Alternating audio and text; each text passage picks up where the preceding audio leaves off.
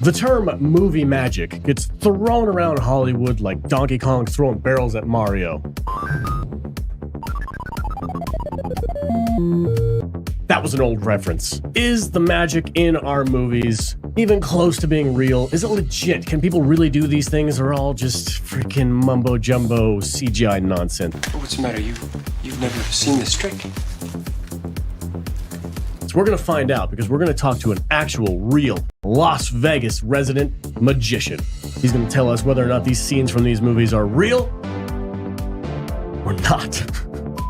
He's going to tell us whether or not the scenes in these movies are Hollywood magic or real magic.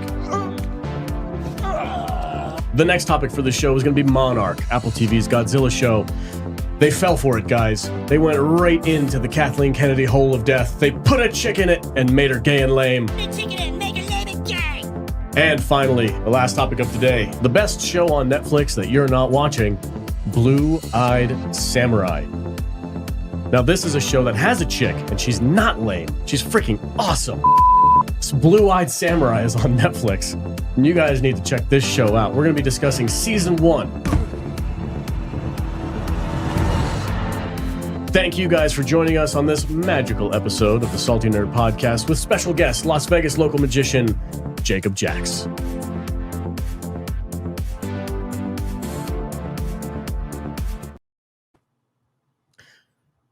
Oops. I love it when the producer says, oops, right when you're supposed to go live. We had a podcast. What's up, everybody? How are you guys doing today? Welcome in the chat. I see a bunch of you already commenting about Blue-Eyed Samurai. I'm very much looking forward to talking about that here later in the show. As you guys might know, if you've been following us and our plans for 2024, the show is going to go like this. We've got 3 blocks. We've got 3 topics we're going to talk about.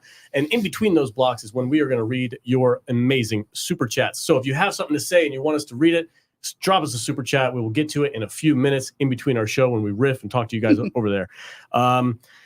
Yeah. Lots of fun today. Very, very magical show. Magic Man. Now you see me, now you don't. You know what I mean? Talladega Nights. We've got all kinds of fun stuff going on. I'm joined as always by my fantastic panel of nerds. Matt Vader is here. I'm here. Only an inch of whiskey in. Inch and a half. Inch and a half. Just a tip. Just a tip. Just the tip. Well, it's the thick part. I don't know how good that is.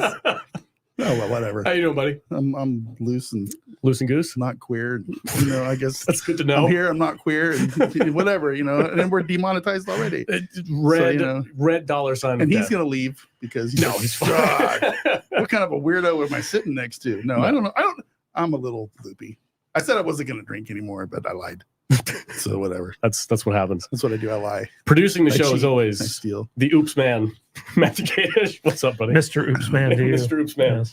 Yes. So unfortunately Jude can't join us because I tried to ply her by saying, oh, we've got a real magician coming into the studio today. And she's like, you mean like Harry Potter? I'm like, no. And she's like, that's not a real magician. That's a wizard. He's a wizard, Harry. You're a wizard, Harry. God, this movie sucks. Sorry, Jude. All right, our guest of honor, Jacob Jax from the local Lost Spirits. Hi, guys. Local Las Vegas magician, man. Thanks Welcome for to the having show. Thanks. I am a real fake magician. Real fake magician. Those terms get thrown around, and it's always funny to me. Like, are we all pretending that this isn't all fake? It's all fake. We know that, right? Is it though? Like, because it's sleight of hand. Yeah. So there's real things happening. Yeah. But I'm not actually able to do anything supernatural. We're not giving away any secrets. Am I no longer on the show? Are you kicking me You out? mean you're telling me you can't make cards appear out of nowhere? This is how you know that nobody has real powers. Because if you had real powers and what you were using them for was 6 of diamonds, you're an asshole, right? Fair enough. You should be on the phone with the CIA, stopping bad stuff and helping people. So yeah, it's all fake, but it's good fake. It's good fake. Yeah. I enjoy your show. We've been to the Lost Spirits. I've been to the Lost Spirits 3 times at least. You've been there every time, and your shows are always. There's a trick that you do with a lime, and I'm like, how? Because I'm so glad you feel that way. If you knew how, you'd hate me. I'm like, do you put is it already in there? Is the lime in the coconut? No, like, what's happening right now? People don't realize that all citrus is actually magic. No one tells you that. Yeah. All citrus is actual magic. You could do it too. There's no practice involved. Yeah. Really? It's a magic fruit. Magic I feel like- Just I feel pick it off like the tree. That's my new nickname. It's got- I feel like he asked you here so you could tell him how. Yes. But yeah. a magician always the does wish. not reveal his. I should have tricks. warned you that you're not going to get anything. No, So, yeah. but isn't like Penn and Teller's whole deal is like revealing magic while also doing magic? Yeah. Right. So this is an interesting topic that we could then ruin all of your structure of the show by just talking about this for an hour. So tell me when to stop. You feel free to interrupt. No, go for it, man. Yeah. So the only reason that magicians don't reveal how tricks are done is that it's not artistically interesting. Hmm. So some people will pretend it's a moral issue. It's not. It's an artistic one. So most of the secrets, the overwhelming majority of secrets to magic tricks, when you find them out, are disappointing Mhm. compared to what seemed like it happened, the impossible thing. You don't have this. You want to have this aha moment, like there was a Rube Goldberg trap, or Yeah. and usually it's like, really, that's what it was. And that's the only reason not to give them away. Is the not knowing is more interesting than the knowing, and that's one of the rare cases in life when that's true. Usually, not knowing is bad, but in this theatrical proscenium, it's Yeah. interesting and fun. Penn and Teller are very smart and realized, one, that everybody wants to know, and two, that that's a really good marketing technique. But they also know that giving away how tricks are done usually is boring. So they invented tricks that didn't exist before. That's probably redundant. Isn't that what invent means? Yeah. Specifically with interesting secrets so that they could give them away. Ah, They don't tend to. So if you go watch their show here in town live, they'll probably, I would say 60% of the stuff they won't tell you how it's done. And then they have these special places Yeah. where they go, and here's how we did that. I don't know how well this will describe, but they used to do a trick called blast off, where they put they put Teller inside a vertical box that looked like a rocket ship, Mhm. put on some music, and cut him into 3 pieces, move the pieces around, and you could see his hands sticking out of him and head and all that stuff, and then put it back together.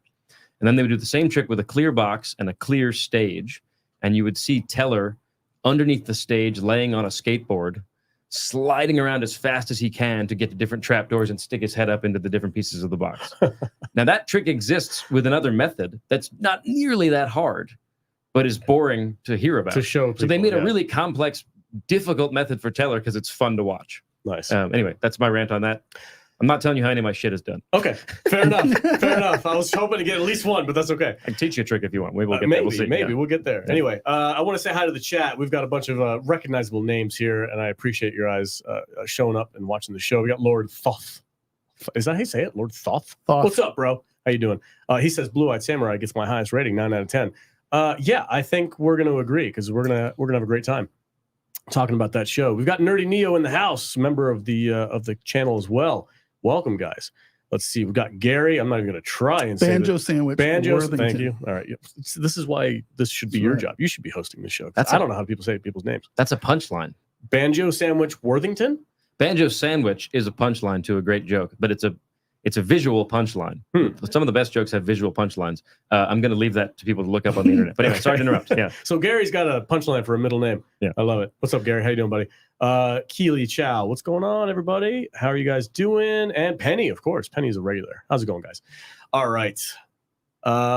Without further ado, Jacob, tell us a little bit about yourself. How did you end up a Las Vegas magician and working at one of our favorite spots, Lost Spirits? Well, the big secret to becoming a Las Vegas magician is move to Clark County, Nevada.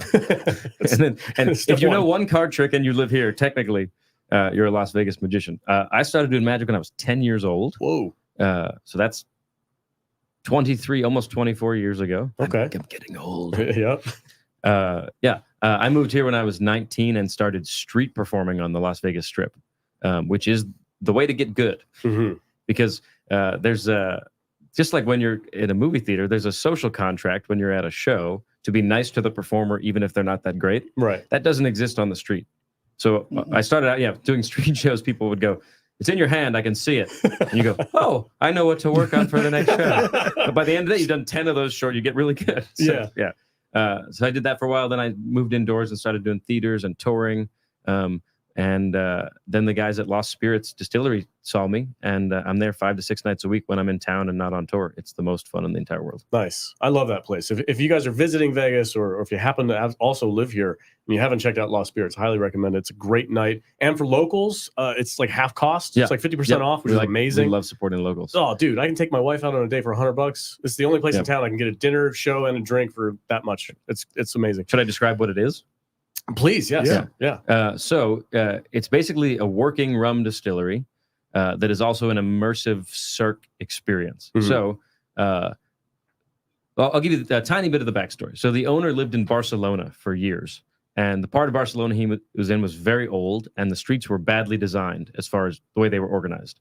So walking around at night, you couldn't help but get lost. Mhm. It was really hard to find your way. It's dimly lit, but it was so beautiful there, you didn't care. Around every turn, there was a street performer or a piece of art or a restaurant.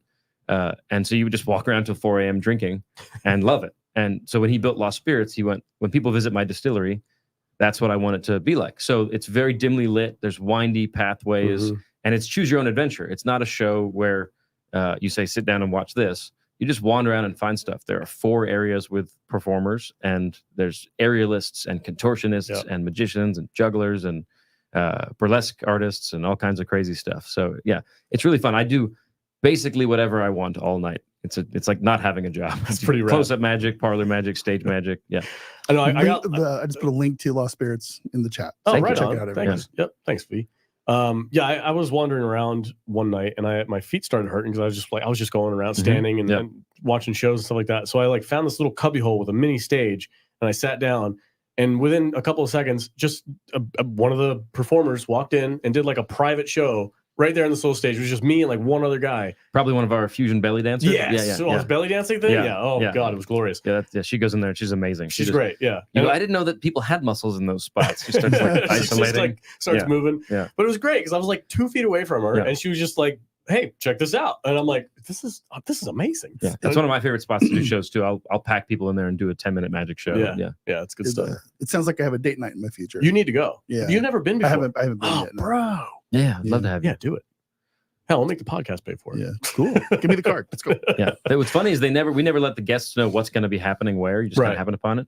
But if I know you're there, I'll go, Yeah, for sure. We'll let the you best show is about to be over here. With the not me, but the bendy person is about to be here. Yeah. I love it. One of the things I wanted to ask you was like the consistency of doing it that often and not making mistakes seems amazing to me. Like you have random people in the crowd saying, "Oh, 5 of hearts" or "Jack of diamonds," whatever, and it's consistent every time. As far as I've seen, you nail it, and I'm like, how do you make mistakes? Are there times where you're like, "Ah, shit, that didn't work"? I was going to say the 2 things to say about that are 1, thank you, and 2, your evidence is anecdotal. Okay, yeah, fair enough. Yeah. I've done thousands of shows and you've seen 3. Yeah. So you do make mistakes. So there's a weird thing in performing and really in variety arts, which we call variety arts, is like basically circus skills, magic, juggling, those kinds of things. A friend of mine, Michael Goudot, who's a great juggler, says the variety arts are for people who saw the movie Groundhog Day and went, that looks like a really good idea. Right? We love doing the same thing over and over and over and over again so that you get flawless at it. Mm-hmm. And there's this level of nuance you can get to that seems, it's going to seem like I'm wrong when I say this, but between the 4,000th time I did that card trick and the 5,000th time, I was still making adjustments and making it better. Mm-hmm. So you just get to this level of real consistency because I practiced it so much, but also you kind of find all the ways it can go wrong. Like Penn and Teller have a thing in their show. They don't, if something terribly wrong happens on stage, they don't call it a mistake. They call it, now we know that can happen. Okay. Because you can't predict a lot of that stuff. So, Oh. so some of the times you've seen me, I bet there was a small mistake, but it's within the 10 mistakes I know can happen. Mhm. And they've happened enough that I have prepared, we call them outs. I've prepared a way to get out of it that is still a magic trick. Okay. I do know some of the things that you do during your show is you touch a lot of things. Your hands are always moving. Yeah. They're never standing still. And you make jokes. Yeah. And this guy impressed me. It's called misdirection. I think so. Yeah. Right. I'm like trying to figure out how he's doing his thing. And Yeah. he's just like, his hands are always moving. And he's Yeah. like, whew, yeah, I got this going That's on. a combination of trying to fool you and severe ADHD. Yeah, I was going to say, I'm like, Yeah. how much of that is just you Yeah. normally? No, I'm somewhat manic.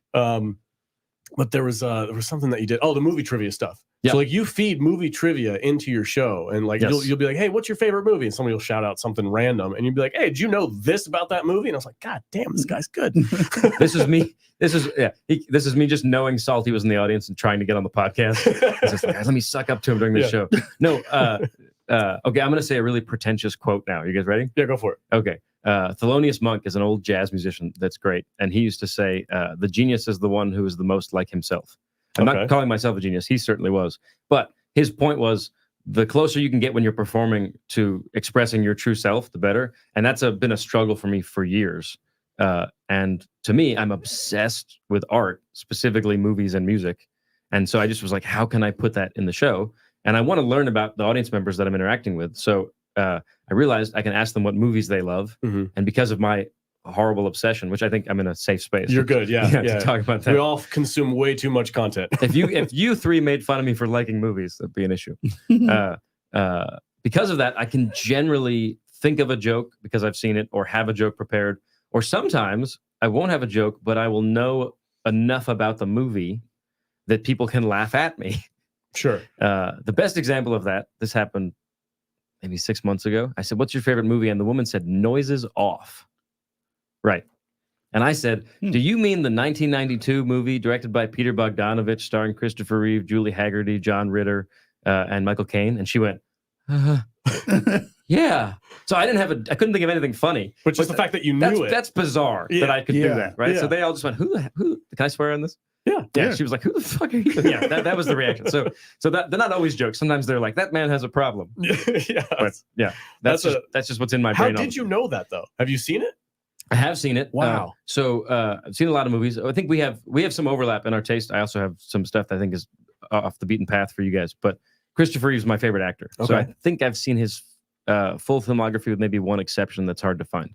And that's a really good movie. It's a comedy about people trying to make a play work and it going wrong. And Michael Caine is the director, and he's horribly upset with everybody. Nice. So that's It's a pretty good movie. Yeah. You've seen it? Oh yeah. Of course you have. Yeah. I mean, I can't spout off the cast and director like he could, but I remember watching that movie. Yeah. I mean, it's kind of funny because it's a behind the scenes look at the play as it's going on. Oh, okay. It's based on, generally that's a stage play they just produced. It's a play about making a play, and it's madcap. Things are going wrong, sets are falling over, and they just made a film version of it. But my rule is anytime Michael Caine is screaming angrily at somebody, that's a good movie. Fair enough. Yeah, that's fun to watch. We've got a comment from one of our members. His name is Nerdy Neo, and he says, "Can you guess my favorite movie?" Wow, it's clearly Moulin Rouge. I'm not an idiot. How good are you, Jacob? No, I could talk about The Matrix forever. That's a brilliant film. Yeah, it is. Well, you never said that you could guess people's favorite movies. You ask, "What's your favorite movie?" Exactly, and then comment on it. Well, I obviously said Jurassic Park when you asked me. Yeah, I was in the stands, whatever you want to call them. Yeah. And you just like how much money it made, what year it came out. This like you're just layering it in there. And I was like, God. And then at the end of your trick, you said, "Damn, life finds a way." And I was like, God, fucking guy's brilliant. Yeah, that's a bit of a cheat, but yeah, like if I can work in a famous line from the movie, that's really fun. Why don't we ask the chat what their favorite movie is and see if now that we've hyped it up, let's watch me fail. We got one guy saying Wrath of Khan. List your favorite movies, guys, in the comments. Let me hear you shout. Yeah, Wrath of Khan is Star Trek 2. That's a great movie starring Ricardo Montalban, who was also on Fantasy Island. Roll your R's on that, sir. Sorry, I'm so pale. I'm such a white dude. Ricardo Montalban. Yeah, and he also used to do those car advertisements that were hilarious. Okay. Was his chest real in that movie, or was it fake prosthetics? Oh, I don't know the answer to that. I'm excited to hear. It was a real chest, but goddamn, did that thing look fake? Yeah, he'd do like 100 push-ups. He did 100 push-ups every time. Yeah, I love that. Was that late 70s or early 80s? That was early 80s. Yeah, it was like 82, I think. Yeah, so I love that in the early 80s, the way you knew somebody was an alien was mullet. Yeah, and he just kind of has weird hair, and he does have weird hair. Straightened his hair. Yeah. We've got another one, Coyote Ugly. That's an interesting one. Anthony Mark's a big supporter of the show. Coyote Ugly. I haven't seen that movie since I was a teenager. That to me is proof that every movie is somebody's favorite.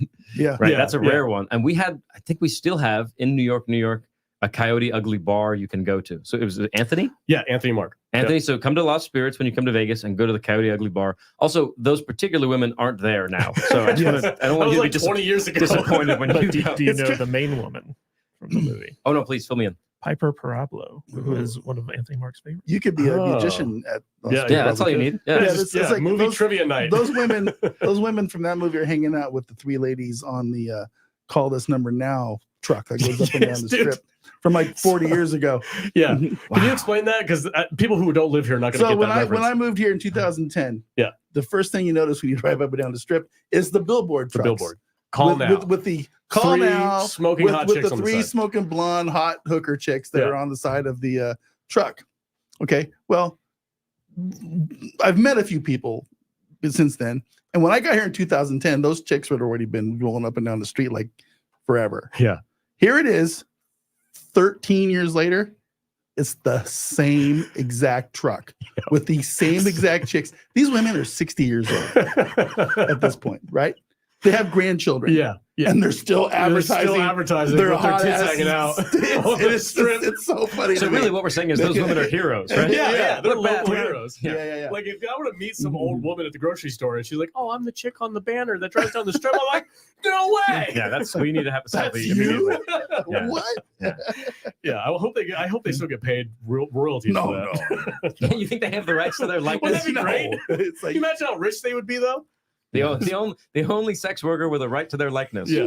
Wow. Millions of All right, dollars. another movie, The Sting. The Sting. I love this movie. Do you know it? Yeah, you're just sucking up to me now. The Sting is 1974 movie that's Robert Redford and Paul Newman and Mm-hmm. one of my favorite actors of all time, Robert Shaw, who Oh, you would know okay. as Quint from Jaws. Right. He's kind of the bad guy in that. Did you want me to spout off stuff or you want to talk? I'm sorry, I just like took over. no. No, do your it thing. also has the GOAT, Sean Connery, in that movie. Right? Or am I thinking about Untouchables? You're that's thinking about The Untouchables. Sean Connery is not I in The feel like I Sting. would have remembered Sean Connery's on the Sting. Are you sure? I am 100% I thought he was positive. his mentor. I think I'm thinking about the Untouchables, which is Kevin Yeah. Kevin Kevin Costner. Costner. Yeah. So what's cool about Yeah. this thing? I mean, the thing is about hustling, scams, and Right. specifically card cheating, which Yeah. is why a lot of when that movie came out, as my friends who were around in the 70s say, every magician instantly had a card cheating segment in their show where they'd play the entertainer, the ragtime piece. Yeah. But that was a follow up, not in content, but like in culture. It was a follow up to Butch Cassidy and the Sundance Kid. Because after that movie, everybody was like, how can we get Paul Newman and Robert Redford together in something else? They were so good. That's the only other one they did together. And they're both fantastic. It's Yeah. really, really fun. Yeah. I'll tell you, there's one moment where they show Paul Newman's character doing card cheating moves. They show a close-up of his hands, and he's cutting to the same ace of spades over and over again, even though the deck should be ostensibly is being mixed. And those are actually John Scarney's hands, who's was one of the foremost card cheat guys. Started out as a real card cheat and then became a magician and wrote a book called Scarney on Cards that a lot of us use to learn that stuff. But yeah, it's not Paul Newman's hands. That's not an insult to him. That shit's really hard. Yeah. You couldn't learn that in 6 months to So- do a movie. If I was at Lost Spirits, and you asked me what my favorite movie was, and I said, "Oh, the classic Thanksgiving." would you be able to like say So something? I will, Like a new here's movie? what I'll tell you. Yeah, my biggest fear is having people like you in the audience. I feel like Oh yeah, motherfucker! I got you. exactly, yeah. And people will do this after the show, after they see me do it with like 3 or 4 people. Then they come up and they go, "All right, what's the most obscure thing I know?" And I think Salty was being nice to me by saying Jurassic Park. Yeah. It genuinely is my favorite movie. Like if somebody's going to ask me, that's Yeah. the go-to thing. Thanksgiving is literally one of my most hated movies that I've ever watched. It's a B horror. Yeah, it'd be it's horror awful. movie. Yeah. Not But, the new one, Thanksgiving, which is a slasher movie that just came out like this year. The one right? that we reviewed a couple years ago. Here. Oh, I was. Yeah. I you went. were I gone. left because I don't review those kind Is of the bullshit new movies. one is Eli Roth? Yes. Yeah. He tends to make Well, fun stuff. Thanksgiving was about a turkey that goes around murdering people. I Gobble don't. gobble, motherfucker. I do not know what you could not like about that. I think your opinion is wrong. All right. The last movie that somebody shouted out in the chat, Payback. Wonder if you know who that is. Wait. Oh, the The movie Payback. Payback is a car gambling movie. No. Mm-mm. Okay. It's Mel Gibson. Mel Gibson revenge movie. Never heard of him. Really? No. No. I've never heard of it. Maybe. Yeah. What do you guys think of name the 3 best Mel Gibson movies? Oh shit. Braveheart. Yeah. Can you do the speech? I've had people say Braveheart is their favorite movie, and I will make them do the speech on stage with me. Like the whole if they know it, because that's amazing. They can take our lives, but they can't take our freedom speech. Yeah, because people love to memorize that. Yeah, I didn't man. say Braveheart was my favorite. No, yeah. It's the three best. But, Best and favorite are different. Lethal Weapon. Lethal Weapon, Weapon, Mad Max, Mad Max, easy. Mad Max. Braveheart's up there. I love the Patriot. And then, of Patriots. course, What Women Want. No, It's a great movie. No, it Helen is- Hunt. it- I it love is that fun. movie. It's got a good soundtrack too. Yeah. The upcoming Mad Max 4.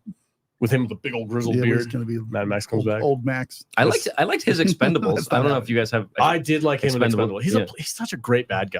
I like Yeah. him as Santa Claus Oh, Fat Man. and Fat Man. Yeah, That we was got pretty good. to interview the directors of that Yeah. movie. It was cool. Those guys were chill. The Nelm brothers. Yeah. But there was also a Mel Gibson movie. Well, he was in it. I don't know if you could say it was his movie. It was a Boss Level. Oh yeah, Smells like cookies. I don't know Muffins. that. Smells like muffins. Remember Boss Level? Oh, Hulu original movie. Yeah, that's a with great movie. Frank Grillo. Frank Grillo. Thank you. He made a movie that I haven't seen that I really want to, directed by Jodie Foster, called The Beaver. Have any of you seen that? I don't like to I've talk seen- about that movie. Okay, all I've right. seen Beaver Zombies. So you think I shouldn't see it? It wasn't good. Okay, there you go. In my opinion. It's a if he valid, didn't yeah. like it, it's probably pretty good. Ah, So, this is why the podcast works. You guys Yes. have Yeah, oh different, yeah, that's different so taste. different. Yeah, for sure. That's why Yeah. it keeps it fresh. I would highly yeah. recommend it just based on that endorsement. It's about a crazy Yes. man who has a beaver as a hand puppet, Yeah. Sounds great. and that's Mel Gibson. He's kind of using it to Wait, process I his. think I Yeah. have seen that. Yeah. That sounds super familiar. Yeah, I Not to be haven't seen it. confused with The Lobster, the John C. Reilly movie. I haven't It's seen a lot, that yet. Hmm. We were talking about John C. Reilly before the show. How Yeah. awesome he is. I think he's one of our best living character actors. I Yeah, think. he's so Agreed. talented. Yeah. Wasn't that was it Colin Farrell? The Colin Farrell movie? Colin Farrell. The Lobster. I don't know. He may be in it. Yeah. Yeah. But it was kind I of thought he was the main indie. character. Yeah. Yeah, I think John C. Reilly has never given a bad performance. He's in some movies that aren't amazing, but Yeah. he's good in everything. He stands out as a character. Your Paul Thomas Anderson love is showing. Yes. Yep. Yeah. Oh, No, I Stanky think Anderson? Yeah. No. But P.T. Anderson. P.T. Anderson. Oh, okay. The I good think- one. yeah, I think the that's good one of our one. best. Okay. Yeah. I think Boogie Nights is one of the 10 best movies ever made. It was like John C. Reilly was his version of De Niro to Scorsese, right? Like, he was just in every P.T. Anderson movie. Yep. And then I guess something happened. Like they went their separate ways. And at a Yeah, certain he had point, kind of, he's one of those guys like Mamet, where he had like a company of Yeah. like 5 or 6 people that like, and I think it was only people with middle initials, right? It's like William H. Macy, John C. Reilly, Yeah. Philip Seymour Hoffman. That's not an initial, It's but like- yeah. Those guys are all great actors. You know, it's like I think about him, and I was like, I did like Boogie Nights. Yeah. And I think about like Dewey Cox. Oh, That's a dude. great movie. Yeah. You know, and that's like, he's a side character in Chicago. yeah, Favorite part of the you movie. know, Step Brothers. Yeah. And Yeah. It's just I I've get been in Step so much Brothers stuff. almost once a night as people's favorite movie. No Oh my way. Yeah. And I Wow. just shout at them, did we just become best friends? Yeah. That's just the easy way That's to- all. That's the Yeah. easy laugh, right? Yeah. But what's funny about P.T. Anderson is that so I used to kind of pal around with the South Park guys, their assistants and stuff like that. Yep. And did not know when this. they won the Oscar for their Blame Canada songs and Mhm. stuff like that, P.T. Anderson, who was also up for an Oscar, stood up on his chair and just started shouting, "No, no!" Like he was making a big obnoxious spectacle of himself to try to upstage the South Park Well, he guys. wasn't doing a comedy bit, or he was actually upset? No. Nobody knows. Yeah. But the people running the Oscars very specifically didn't put a camera on the guy just because he was flipping out. And ever since that moment, his career has been filled with very questionable decisions. And so I don't know what I happened. think But that was the night he had a mental health break. Like he Yeah. snapped. yeah, something like that. But ever since There Will Be Blood, basically. Yeah. You mean after that one or including that one? After that one? Okay, I was gonna say that's a brilliant film. Ever since There Will Be Blood, P.T. Anderson has been making very odd choices in the movies that he chooses to do. Yeah, so they should have put the camera on him so we could see the moment that his brain fell apart. Something like that. Yeah. The Yeah. fall of a giant. There Will Be Blood is an amazing movie. So I know you guys have a structure, so please stop me when I'm going off. Oh, actually, I was going to say, we kind of already touched on Penn and Teller. You said they're very smart, but they game the system a little bit. Yeah, but that goes along with them being very smart. Yeah. Well, That's smart as people figure out how to game the system Yeah. and they make money off Yeah, of it. but And we Yeah. want to list off some magicians and Yeah. get your take on them. let me so this is a Vegas like staple. local magicians. Well, some of them are big. I guess these are all technically I'll- local. I promise for- to have something interesting to say about all of them. Okay. I'm going to say first one, Chris Angel. Chris Angel. So Chris came on the coattails of David Blaine, who I bet is coming up on that list. Yeah. It wouldn't surprise me. Yeah. And when I say coattails, I mean David Blaine innovated this idea of doing street magic on TV. And so Chris started doing this show, Mind Freak, which was that, but for people that love goth people. Yeah. Is that with eye makeup and blood and stuff? He had a very very interesting aesthetic for sure. Yeah. Can I? And good. Yeah. Let's just say, can I throw out some names? When You can do whatever you want. I don't know what's on your list. So Read the fucking emails. There's a reason I take time to I've got write the those email pulled goddamn up right things. now, bro. I Go got on. it. I And read we it. found the name of the episode. Read the fucking emails. It's like show prep. What's that? Yeah, it's whatever. So David Blaine, let's just go with that one while he's reading his email. Sure. Well, that was completely innovative. People forget that now because it's kind of become a standard thing. Every magic special and magic on TV before that was magician on stage, audience, and the camera is also one of the audience members pointing at the magician. Right. And what David did is take the camera and basically not point it at him very much and point it at the audience. That entire first special, I think is 97. That came. It's called Street Magic, is about filming the audience's reactions, and it's about this is what humans are like, and it's brilliant. And if everyone else did it after him, there's been some great stuff, but it's all derivative of that. And then aside from that, he's from my friends that know him, he's lovely to work with, and he's also got real solid sleight of hand chops. He can do hard stuff. Cool. Yeah. Didn't he like move away from like the street magic into more like endurance stunts Yes, type stuff? which is I find fascinating, and he still does those occasionally. But I think he's in his early 50s now, and they hurt. But it's interesting. I think he found it hard. Like they get a lot of press, and they're cool, right? Like staying underwater for 7 days, or being up in a box over Tower Bridge in London for a month. Yeah. But there are things that people think you wouldn't be able to do, right? And he also does magic, which is things we know you can't do that are being faked. And so it's hard to get credibility for the endurance stunts. I'm not speaking to whether they're real or not. I think some of them are. They might all be. I don't know enough about it. But it's interesting to go, see this? This is a cool way of cheating. But now over here, I promise I'm not cheating. It's like, why do we trust you? You told us you can cheat really well. Yeah. Do you kind of add that into your shows as well? I've heard you say some similar things. Like, I promise I'm not fooling you, or something. Like you mentioned those kind of things I during the show. really like talking about how fake everything is. I've always been like on the skeptical side of things, and I'm a science nerd. And so I think the cool thing about magic is knowing. I mean, there was a great magician named James Randi years ago who was a guy that would debunk psychics and stuff. And he used to call himself the honest liar, which is a great way to describe They magic. actually have a documentary about him. It's called The Honest Liar. It's on Netflix. I highly recommend it to anybody. But he's done correctly. Magician is the most honest job there is, because you get in front of people and you say, I'm going to lie to you. And then you do. So it's under this proscenium where it's okay. So I'm kind of obsessed with working that into my show in any way I can, and talking about how things are fake. And then, because with magic, if it's a good trick, it doesn't matter that you know it's fake. It still makes your brain explode. Yeah. What's up, V? So I did read the email prior. Now that I looked at it, right? But you've got like the really big names on there. Okay. But I'm really curious what your thoughts are on some of the smaller guys, because there are other magicians in town other than, David Blaine and Penn and Teller. So, there's guys like Murray Sawchuck. Yeah. And Piff, the Magic Dragon. Yeah. That I'm assuming you might know these guys. Piff and I know each other. Here's how well Piff and I know each other. When we're at a party together, he goes, "Oh, hey, man." So we don't. That's what I do to you when I see you. So we don't not Did know you each know? other. Did you know the amazing Jonathan? I got to hang out with Jonathan a few times. I have great, amazing Jonathan stories. Should we just go He into was that? fun. Or yeah. Yeah. I have lots to say about everybody. But Jonathan was hysterically funny, and his show was much more.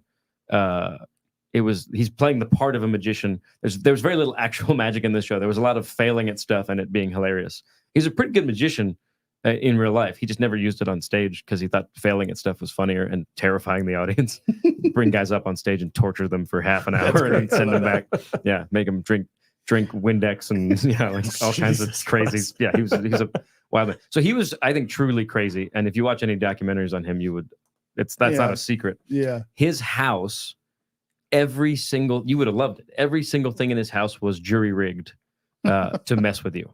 So like some of the lighter ones were he had a beautiful acrylic painting that looked like an antique of cows in a pasture, and when you walk past it, real milk would shoot out of it onto you. Oh, that's hilarious. And he saw that painting at an antique store and thought of that prank, and then he brought it home and drilled a hole in it and put a tube going from it all the way through his wall into his kitchen, and then he's got a remote control in his pocket so he can shoot milk at his house. Like, there's all he'd be sitting there looking at that's a really cool. It's right in the eye. Exactly. And like, it's cold. Like the Joker. Yeah, from and it's cold milk. It's very bizarre. But like, here's one you guys would like. So he was walking me around, and he's got lots of showbiz and movie memorabilia, which was he figured out very quickly was to my taste. And he had a doll on the wall behind glass, like in a shadow box, really nicely displayed. And he said, that's the original doll, Chucky doll from Child's Play. That's the screen used one. And I was like, cool. And I went over to it and it went right in my face. Jesus. Nice. And he had a way to press a thing that would make it jump out. And so after I calmed down, I was like, okay, but is that really the doll? He's like, no, I just wanted you to go look at it, you idiot. So he was an insane person, but also he had a warehouse next to his house that was an indoor drive-in movie theater featuring all of the classic cars that he opened. I actually saw a documentary or video or something that had that in it. It's pretty neat. Yeah. So I want to represent myself as a best friend of his. I got to go over there maybe 2 or 3 times, but we went over there and he said, you guys want to watch a movie? And I was like, sure. And he took us in there and said, pick a classic car. And he put on Evil Dead, which was my first time seeing it. That was a cool way to see Evil Dead. Yeah. And then, of course, he left halfway through and got a scary mask and then came back and started banging on the windows. But Jonathan was great. He was hysterical. All right, I'm gonna quick round these because we're doing something. We've got some clips set up for you to react to. I'll go faster. Sorry. Yeah, no, it's not that. I just a little speed around these ones. Copperfield. Copperfield did a lot for Magic. He became nobody was a superstar in Magic like David was before that. He's the first person to ever do that and make, whatever. There's different numbers thrown out there, $30 million a year. Okay. And he's also got real skill. And if you go back and watch those specials, some of the best magic tricks you'll ever see. He'll walk through the Great Wall of China, right? Yeah, he would always have one thing on the special that he could tease like that, like making the Statue of Liberty, because they got so much press. He claims 2024 he's going to make the moon disappear. Yeah, I've heard this. Was it Gru from Despicable Me? Yeah, right, exactly.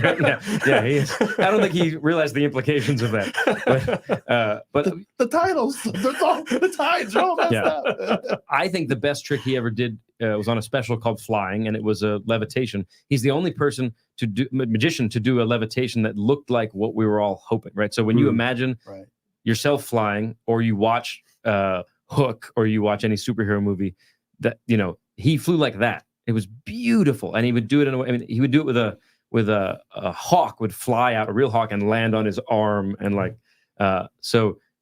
Copperfield is a real movie lover, and you can see that in his work. Right. There you go. All right, and then the final one, which is obvious. I think this guy's legacy is beyond reproach. Houdini. Yeah. So you talked a little bit about him. He actually started doing movies too after a while. Is that? Yeah. So Houdini was one of the first global superstars, not just in magic, but in any part of entertainment.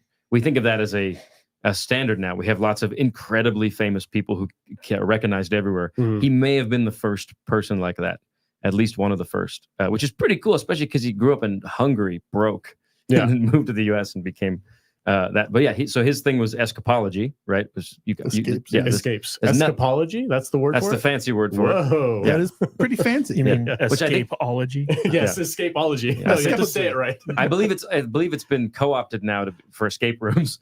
That was what that word originally meant. Which is what I thought I wanted to be when I was 8, until I realized that's silly. It was cool when he did it, but and he also spent the latter half of his career debunking fraudulent psychic mediums because his parents had died, and he didn't like that people were claiming that he could contact them when they were just using tricks. He wasn't an Edgar Casey fan. Right, exactly. Yeah. I got 2 more magicians. Okay, let's go for it. So since you're a P.T. Anderson fan, I want to get your take on Ricky Jay. Oh, yeah. I could talk about Ricky forever. So Ricky's, well, first of all, just objectively the best actor magician we ever had, right? He was great. So Ricky Jay was basically a magic historian and a historian of cheating techniques who also learned all the stuff. So he was one of the first guys publicly to do those really hard card cheating moves for real in a show. Like you've all heard of dealing off the bottom of the deck. Mhm. It's incredibly hard. He also learned to deal out of the center of the deck where it looks like it's coming off the top. And yeah, so he's in Boogie Nights. He's in a lot of P.T. Anderson movies. There's an outtake from Boogie Nights where John C. Reilly's character is doing magic for him. When I say outtake, it's a deleted scene. They didn't use it, but there's no script. He just said, take all these magic props and go do magic for Ricky. And Ricky was a very serious guy, and he did not like magic being taken trivially. Don't mind me, I'm having a stroke. I do that all the time. Okay. Cool. When we do that, we usually go Shady Mile, go to Caskers.com, hashtag not a sponsor. Yeah. So to watch him being forced to watch John C. Reilly do bad magic is amazing. If anybody gets a chance, his most famous off-Broadway show was called Ricky Jay and His 52 Assistants, right, being the cards. And that's directed by David Mamet, and it's incredible. But Yeah, like he's the only magician who could turn a deck of cards into a weapon. Yeah, he wrote a book in the 70s called Cards as Weapons. He used to throw cards 90 miles an hour. Whoa. Yeah. I've seen some guys who can stick them in the watermelons and stuff. Yeah. And that was his thing. Like he'd throw them into melons, they go like halfway through. Wow. Like, it was crazy. He used to throw 2 into the red or the pink part of a watermelon and in the same slit. And because you guys are movie nerds, he would turn to the audience and he was very erudite. He would say, I bet the last time you saw that done was when Errol Flynn did it in Robin Hood. But yeah, Ricky was great. He's also he's a henchman in a Bond movie. He's in Tomorrow Never Dies. No way. As the henchman. And when we all watched that, we went, why is he in this movie and there's no card throwing scene with Bond? And I heard him ask that in a Q&A, and he said there absolutely was. And as we started taping it, and first take, I hit Pierce Brosnan in the eye, and they went, okay, we're not using it. So they cut it out of the movie. Oh, no. And I'm like, that footage has to be somewhere. I'm surprised Pierce Brosnan didn't have an eye patch for the next 12 months of his life. Yeah. Wow. I think he was throwing at a speed that would like a normal speed. Yeah, he's trying to be safe, but still getting hit in the eye with anything, as you know. Yeah. All right. Final one. Siegfried and Roy. Siegfried and Roy. Are they magicians? Yeah. Oh, that's hilarious. I didn't know that. Really? No, I You thought really they were didn't just know like animal tamers, like circus people. Well, what's interesting is the idea of magic with wild cats, with big tigers and stuff. Now people think of it as like, oh, that always existed. Siegfried and Roy invented that. Yeah. They're also, I and any other magician in Las Vegas owes them a debt of gratitude because they were the first magicians to have their own show in Las Vegas. And I'll draw an analogy because there are tons of Siegfried and Roy jokes, right? Because they were so over the top and covered in glitter and cod pieces and staffs and stuff. But so the analogy I would make is Carrot Top's show. Sure. So everybody has a Carrot Top joke.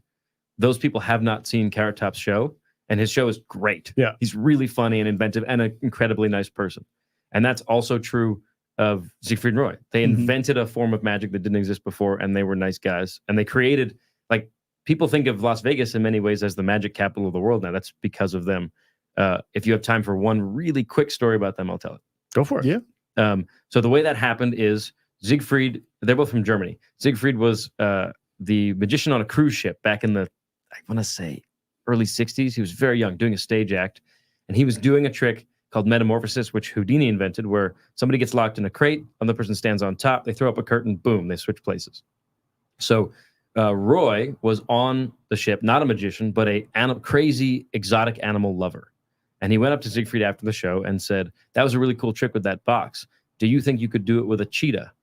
And he said, oh, I mean, maybe that would work. Why? And he goes, because I have one in my cabin. And he wasn't kidding. He had snuck his pet ocelot onto the ship. And there was a show for the captain of the ship the next night, and they did it the next night. And that's how they... So that story is so good it sounds made up, but that actually happened. So it's one of the... That's how they let the captain know that there was a wild hey, by the way, bro. I got to meet both those guys briefly over the years, and they're both really nice to me as a young magician. All right. So the next part of the show, guys, we're going to take clips from movies that have magic in it. You'll recognize a lot of these scenes, and we're going to show them to Jacob, and then he's going to react and or debunk, whatever it might be. It's your call. You're the professional. I'll probably just talk about Christopher Reeve and ignore them. But that was a really cool trick. I do want to let you know, we're not technically supposed to do this. We don't know how this is going to go. I don't know how YouTube's going to react. So if we get demonetized or taken down or this live stream just ends, that's probably why. It's because we'll be right back. Later on, you can keep the audio, cut the video out, and then people can find the movie. We'll be back up in a minute. Just bear with us. Yeah. But go ahead, Mr. Producer, take it away. All right. So I want to apologize to our guests because there is going to be a slight delay here. You're going to hear the stuff before you see it, but we'll just try to do the best we can. So this first one, I can give him my laptop real quick. He can see it live. This is a fast. Whoa. Here you go. You're like a scientist. Take this. It's live. Okay. There you go. You can talk to the chat too. Oh, let's see what they think of me. That's a horrible idea for a all performer. right. Ego. So this first one is from The Prestige. What you're about to see is considered safe.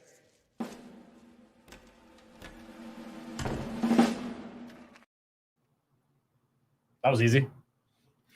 That's funny that the actual ending magic trick part of that got cut out, but which is, I've seen that movie, and he ends up walking out of that other door really quickly. I don't think that was in there. But so first of all, The Prestige is my favorite magic movie. Nice. The caveat to that is I haven't seen many of them because sometimes it can be a bit of a busman's holiday, where you're like, now that you did magic in front of people in Vegas all day, I want to watch a movie about people doing magic in front of people. It's like, no, I kind of want to see Superman, or whatever. Yeah. But I will give carte blanche to Christopher Nolan. I don't think he's ever done anything bad, and that's a beautiful film. And I think all you have to say about that movie is, and I'll talk about that clip in a second, but all you have to say about that movie is David Bowie as Nikola Tesla. Oh, dude. Come on. Thank you. It's unbelievable. God's glorious.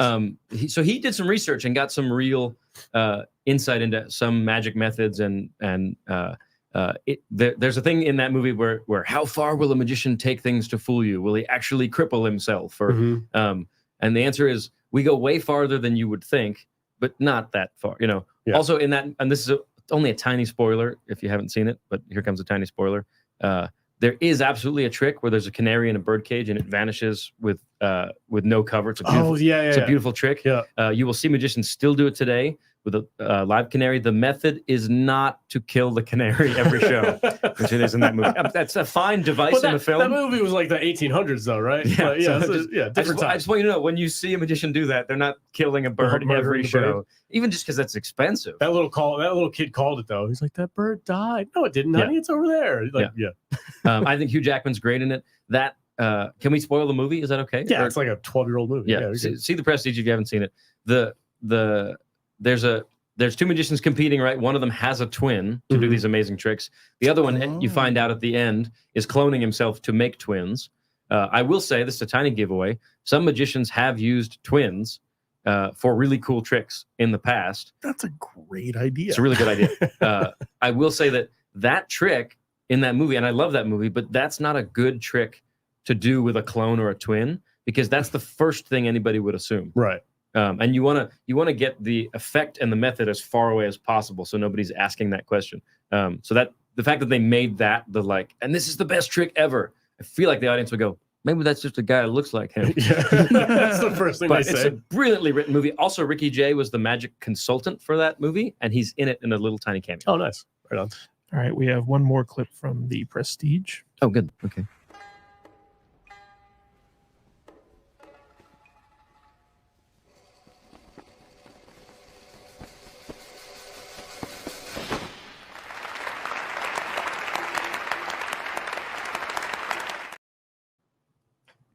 I think they revealed how he did that in the movie, I believe. They reveal how he did that, and the water bowls that's accurate. That is an old.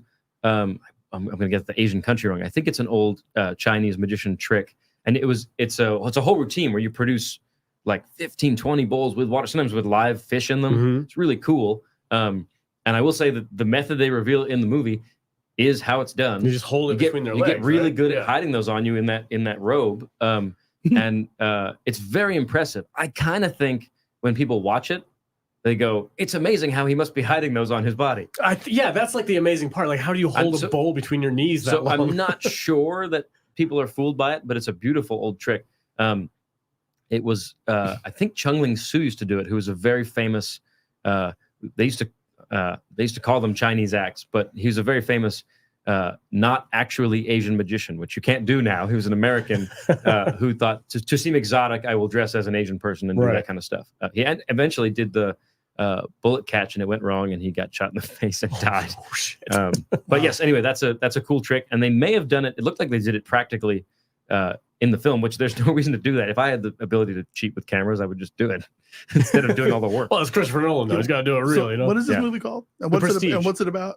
It's about two rival magicians who are biting for attention in a small city area. Yeah. And they get real like hardcore rivals against each other, and then they end up doing weird shit. I've And never heard of this movie. it's a Yeah, fucking it's good. fantastic It's a movie. Christopher Nolan movie, and really good. It's the two magicians are Hugh Jackman and Christian Bale, who I are mean, both very good actors. Yeah. Sounds great. It is a great movie. And I think Scarlett Johansson is in it in a lead role, Yes. and then David Bowie, That's Nicholas Tesla. yeah, Wow. Nicholas Tesla? Nikola Tesla. Nikolai. Yeah.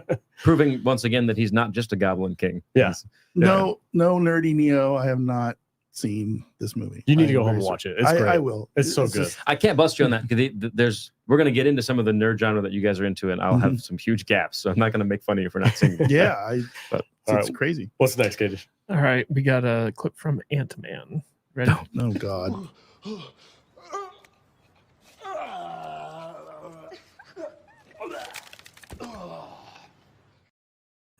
Now, I feel like I could do that. I've seen you do that. Yeah. Okay. So here's the thing. The only problem with that is that he didn't do it well, and so you kind of. I don't think anybody's fooled by that. When, Yeah. You know, I can show you what it looks like. I don't mean this feels self-congratulatory, but Yeah, it's not Paul Rudd's fault. He's not a magician. I mean, I'm not good at acting.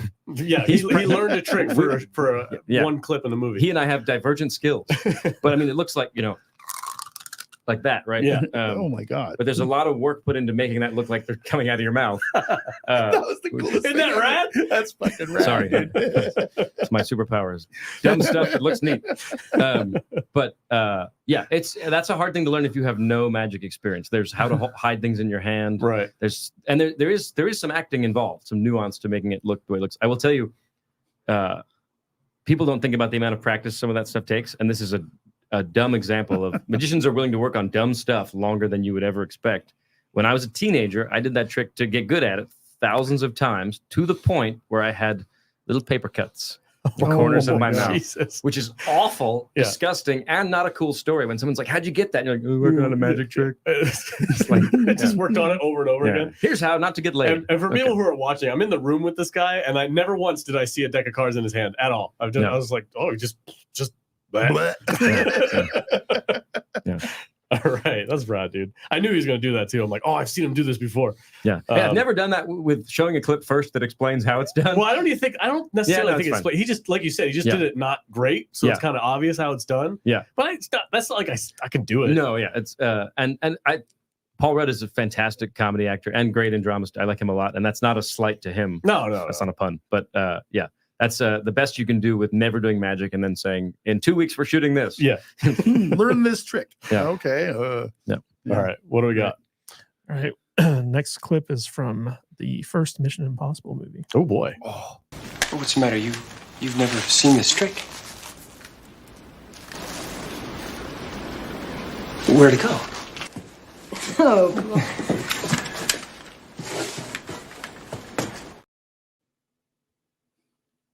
So I have a lot to say about this. First, I love the Mission Impossible movies. Mhm. I think they're one of the only franchises where, with the exception of maybe the second one, in my opinion, they get better every time. Agreed. I haven't seen the latest one, Oh, but you don't like the John Woo one? With the slow It's got motion doves, bro. It's got doves and stuff. no, I like the second one. I just don't think it's better than the first one. And I Agreed. think 3, 4, 5, they just keep Yeah, getting better. three is my because it's got Philip Seymour Hoffman as a villain is just Yeah. phenomenal in that freaking movie. And that's the first Simon Pegg one. And Simon Pegg Yeah. in anything is great. Yeah. I feel so bad for Paul Rudd. Luckily, he'll never see this. Sorry, that was he may watch this. He may be a big fan because showing those back to back. Because it is my understanding that they also did that trick practically. They really learned the magic trick. Tom Cruise really did, and it looks great. Yeah. Everybody's fooled by that. There's a real way to do that. And they did it. Again, they didn't have to. It's a movie. It's funny Mhm. that they did it. But yeah, it's one solid shot. What's interesting about magic that people that aren't magicians don't consider is that there are actually multiple ways to do a trick that looks the same. So they're all the methods are invisible to the audience, but it could be a totally different method. It's one of the ways magicians will fool each other. I'll do a trick for you that you do, but use a different method. And they go, I don't know. So all I have is good stuff to say about that. I'm not gonna tell you how it's done. Is it possible to do that without prep, or do you have to be in a certain scenario for that to work? You don't have to be in a certain scenario. You couldn't do it without practicing. Not that's not what I Yeah. meant. But I'm like, could you do it right now? Just be like, and just. If I had practiced it, yes. Okay. But yeah, I would just fail at it. And you go, oh, that's how it's done. Yeah. If you'd like to know how that's done, make me do it right now. Yeah. But no, I give a lot of credit to Tom Cruise for learning that. I mean, also the other magic of movies is you can do it 20 times and use the time that it works. Whichever one looks the best, go with that one. Which magicians also use that on magic specials. They'll, and I've done that too. I'll film a trick for 30 audiences, and the ones that freak out the most are the ones that end up in the video. Sure. Yeah, for sure. But yeah, that's a great. Yeah, I've only so top marks legit. We're gonna say that's legit. We should have made a game out of this. Yeah. Legit or not? Yeah, legit in that it's real fake magic. Yeah. It's not a camera trick, is what we're saying. Yes. All right. What's next, Gators? All right. This is one from Now You See Me. I'm going to flip through this deck, and I want you to see one card, and not this one. That's too obvious. Pay close attention. That was too fast. I'll do it again. Are you ready? Mm-hmm. Okay. Did you see one? Yes. Do you have one in mind? Yes. And do you see your card here? No. That's because you're looking too closely. And what have I been telling you all night? The closer you look, the less you see.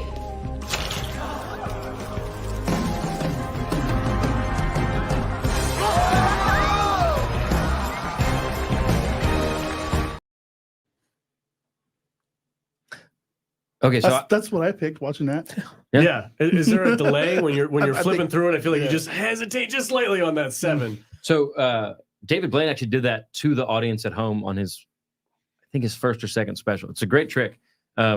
What's interesting, like it's weird to talk about as a magic trick, right? Because yes, that's a real trick, but it's an actor doing it to an actor. They're both right. So it doesn't, and it's all about what's in her brain, right? So. But it's not in her brain; it's in the script. So that's a hard one to really comment on. Except I think the card spring, which is that, and the card fan, I think those weren't Jesse Eisenberg, which again, not his fault. That looked like a close up of somebody else's hands. Okay. But those are both real. Those are not tricks. Those are just what we call them flourishes. Mm-hmm. Those are the things I learned in high school because I thought it would help me meet girls. Did it work? Here's what I'll tell you, and I have to give credit to the owner of this. It's not my quote. It's Penn from Penn and Teller said this. So Penn and Teller are famous for meeting everybody that comes to their show in the lobby afterwards. They just sign and take. It's really nice. It takes like an hour. They talk to everybody. And Penn said like a 14 or 15-year-old kid came up to him and said, "I'm getting into magic. Can you tell me what tricks I should learn to try and meet girls?" And Penn leaned in and whispered, "Learn to play the guitar." That would be my advice. That's my answer to that. Right on. Magic's not cool. So legit tricks, Magic's for but that dorks. was I don't think camera it's just trickery. and it's a weird anything where you're guessing what somebody's thinking. We call that mentalism, like stuff that appears as mind reading, and that's a weird one to talk about the legitimacy of because he's doing it to an actress. Whose job is to claim that everything's correct. So yeah, but I've seen you do similar tricks to that. So I guess the answer is yes, you could do that in real life in a room with somebody. Okay. Yeah. You ever see those tricks where they like make you touch the TV screen and you go, pick one of these and then one of those and thinks one of these and then they like an interactive Netflix special or something like that? Something like that. Oh, that's interesting. I mean, you know what I'm talking about. Absolutely. Right? So Copperfield used to do them in his, but magic through your own television screen. They were great. When the magic specials that got me into magic when I was a kid were called World's Greatest Magic. They're on NBC every Thanksgiving, and they moved to Fox Family. But they would always have one of those, and they would either be go to the screen and move your finger around, or get a piece of paper and write numbers down. Right. And there are magicians that specialize in inventing those, and that's a whole different brain than I have. It's pretty weird. So they're really fun though. I'm not sure they work now that everybody can replay everything and pause things, and they don't work quite as well. But they're still really neat. Right on. Yeah. We just got a warning from YouTube saying that if we keep doing this, we're going to get our stream blocked. Oh, really? Yeah. Okay, well, that was the last one for today, guys. That's fine. No, but it's not about the movie clips. It's about me talking so much. I wish that was the case. We can shut you up easier than not showing you. How many more did we have? We had like 3 more, right? No, we had like about 3 more. Okay, You can show them to me off. Yeah, we can skip it. Yeah. No, I think we've got the point. So most of these are legit. Did you had some things kind of in mind that you wanted to show the audience that you could do? If you want me to do a trick, I can absolutely do a trick. Let's roll with that. Here, I'll take the laptop back. Oh, and this is mine now. Oh, okay, fine. I was told this is my payment. Yeah, thanks for showing up. Here's a $2,000 laptop. So this will be interesting to see if we can get the lighting right for this. I wonder if you can zoom in on me a little bit. Sure. This is a trick I never get to do. How close? Let's Say when. Well, let's see. Keep going. Okay, that's good. Okay. Okay. So a pack of cards here. We'll get to that in a second. Okay. So let's see. Oh, Salty. Yes, Do you play cards? I do actually. Oh, good. Okay. Yeah, that's right. Because you were telling me earlier that in Red Dead Redemption you played lots of poker. Lots of poker. Yeah, I play cards with my mom at least a couple times a week. She's a big card player. I can't do a joke about that. That is so wholesome. I'd just be the meanest person ever. You're such a nice She boy. whoops my butt every time. She's such a better card player than I am. Okay, so I don't have any jokers, but let's do this. I want you to think of any card in the deck. So Okay. you have 52 options without the jokers. And I'm going to name your card. Now, I can tell you, you may know this or not, some cards are more commonly named than others. Sure. If I name those for you, you may think that I'm using reverse psychology to get you to say those or steer you away because I actually don't want you to. So I'm not going to name them, but you might know what they are. Can I write it down so I don't forget it? Please do. Yeah. Okay. All right. I'm gonna shoot you a text. If you're thinking of the same one, and I'm thinking That's gonna be freaky. I'm gonna be freaking And I will Don't take give it credit. away, though. I will take credit for that. because I'm thinking of a card, but I'm not you, so he's not doing the trick with me. Okay. I'm only doing one card. All right. Make sure your phone's not pointing him. All right. It's Here we go. not. All right. Okay, so you're thinking of a card. I told you I was going to name your card. Yeah. You have that card and it's written down. It's written down. So you right can't change your mind. Here. That's right. Ready? Yep. Morpheus. I should explain. Yes, you should. At this point in the podcast, everybody knows that I'm a huge movie nerd. Right. One of the ways that I learned to do some of this magic stuff is using movie characters as mnemonic devices for cards. Okay. So every card is represented by a movie character to me. Let me show you this deck here. This is why I wanted a close-up. I actually wrote them down. Now they're written in gold, so it might be hard to see. I'm going to see if I can get the lighting. Yeah, you can see that a little bit. Yeah. So, yeah. Richard Collier. Yeah, Now, some of okay. these, this will be interesting to show you some of these because some of them might be inside or outside of your movie nerddom. Richard Collier is Christopher Reeve's character in Somewhere in Time. Which is Okay. a good movie. There's a bunch in here. Do you know R.J. McCready? I do not. Who's that? That's Kurt Russell's character in The Thing. Oh, okay. That's a great one. Okay. Yeah. I don't have time to go through. Fessick. I mean, you got to know Fessick. Fessick. Yeah. Yeah. Princess Bride. Yeah. Yeah. Andre the Giant. So there's a bunch. There's tons. Butch Cassidy is an easy Oh, one, right? of course. Yeah. Yeah. Lawrence Talbot is an old one. If you like horror, he's the Oh. Wolfman. Okay. But yeah, there's a million in here. Martin Brody is from one of my favorite movies. Anybody? Martin Brody. Brody. I'll give you the next one as a hint. Matt Hooper, both in the same movie. Mm-mm. Jaws. Brody. Okay. Yeah. Yeah. Brody from Jaws. So Gotcha, yeah, gotcha. there's a million in here of different. Chester Copperpot is a cheat. That's not a character that. That's the Penguin from Batman, no right? Isn't No, that Copperpot? Chester Like Copperpot. Goonies, your favorite movie? Oh, fuck that movie. Yeah. But it's a cheat because he's not in the movie. They just won his gold. Okay. But there's a bunch in here. I could go forever. We don't have time to go through all. I mean, that- technically, he's in the Yeah. movie because they find his corpse. exactly. What, really? His skeleton. Yeah. So Ernst Stavro Blofeld. You must know that one. Blofeld's, but yeah, James So Bond. there's a bunch in here. But what I'd be interested in now is if you tell everybody, and we can know you're not. We'll know if you're lying or not because you Because texted. yeah. What card were you thinking of? Jack clubs. Jack of clubs. So let's go through here. Let's see if I can do this on camera so people can see. Okay, look for there's a king. There's a 10. Another king. There's Jack of diamonds. Come on. It's got to be.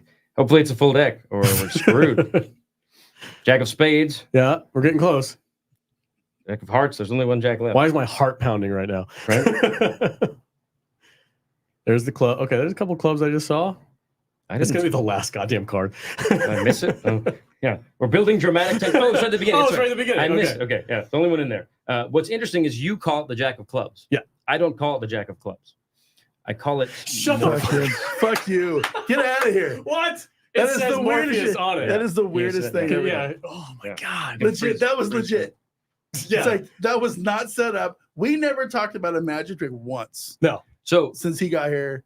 That's the craziest thing I've ever seen. That is so weird. I just want to say, thank you for giving me a place to do the full nerdiest movie magic. You guys are the only one that appreciate it. And after this is over, if you want, we'll go through all 52 and see because they're all different movie characters that I love. Oh But my god. yeah, I'm a big Matrix nerd. So That's fantastic, dude. yeah. How the heck did you do that?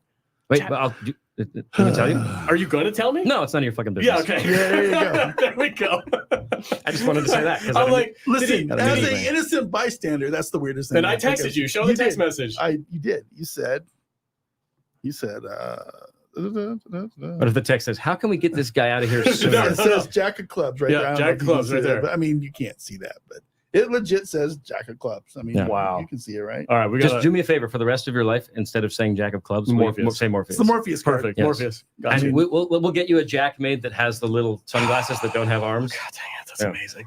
I'm glad you liked it. Okay, so is My that mind is blown. do you get inside my head because you like? Are you asking how the trick is No, being I'm done? just trying to figure it out. I'm like, you've got to be like, I'm you're happy. obviously not reading my mind. I'm happy to listen to this. But I feel like there's some kind of a nudge, like a Like, did I mental influence nudge. you? Yeah. Yeah. To influence me to say. So now that it's over, if you want to talk about the most commonly named cards, I kind of find it mildly interesting. Here's what I know. Yeah. You came to here with a deck of cards. Right. Yeah. With names With already names written on them. al- you did not do this. Any of these things. While He you've did this been here. before he got here. Yeah. Yeah. The weirdest shit ever. Yes, no, that took writing cards in the back of 52. That takes It takes time. With these random movie 6 characters. hours.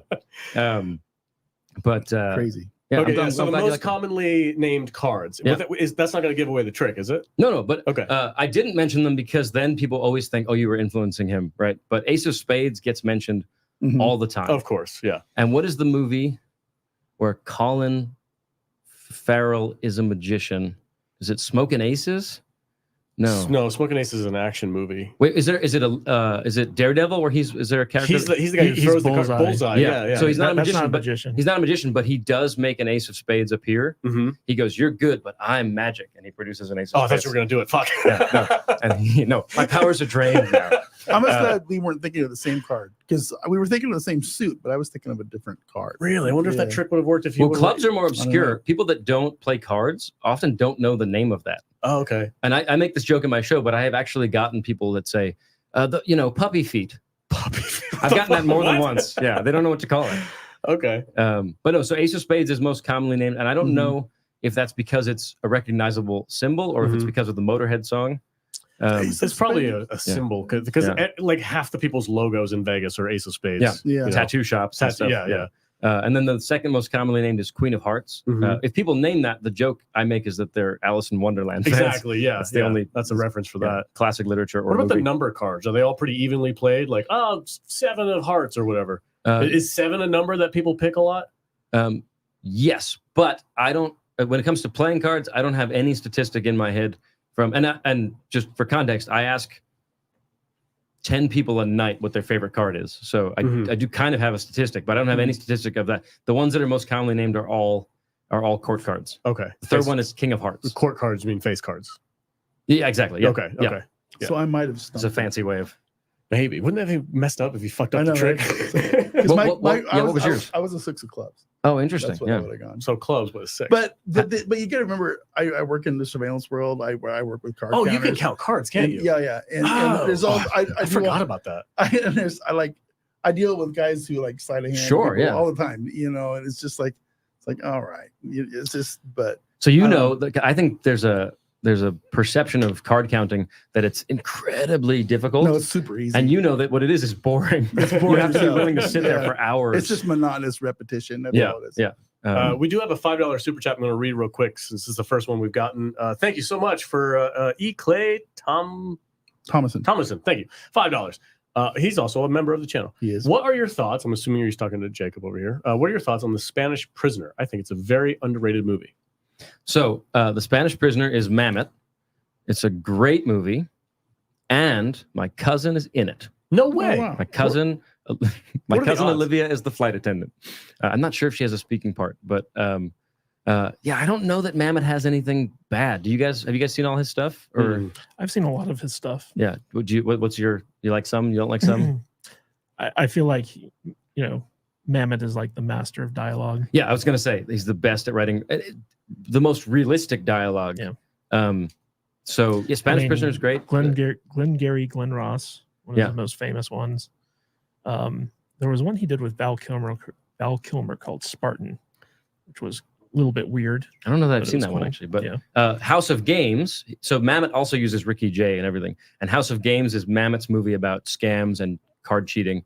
And that's, if you haven't seen that, that's got Ricky in it doing some card stuff, and it's really, really good. Okay. Do you have time for a quick David Mamet joke? Go for it. So a businessman is walking down Broadway in New York, and there's a homeless man saying, "Can you spare any change?"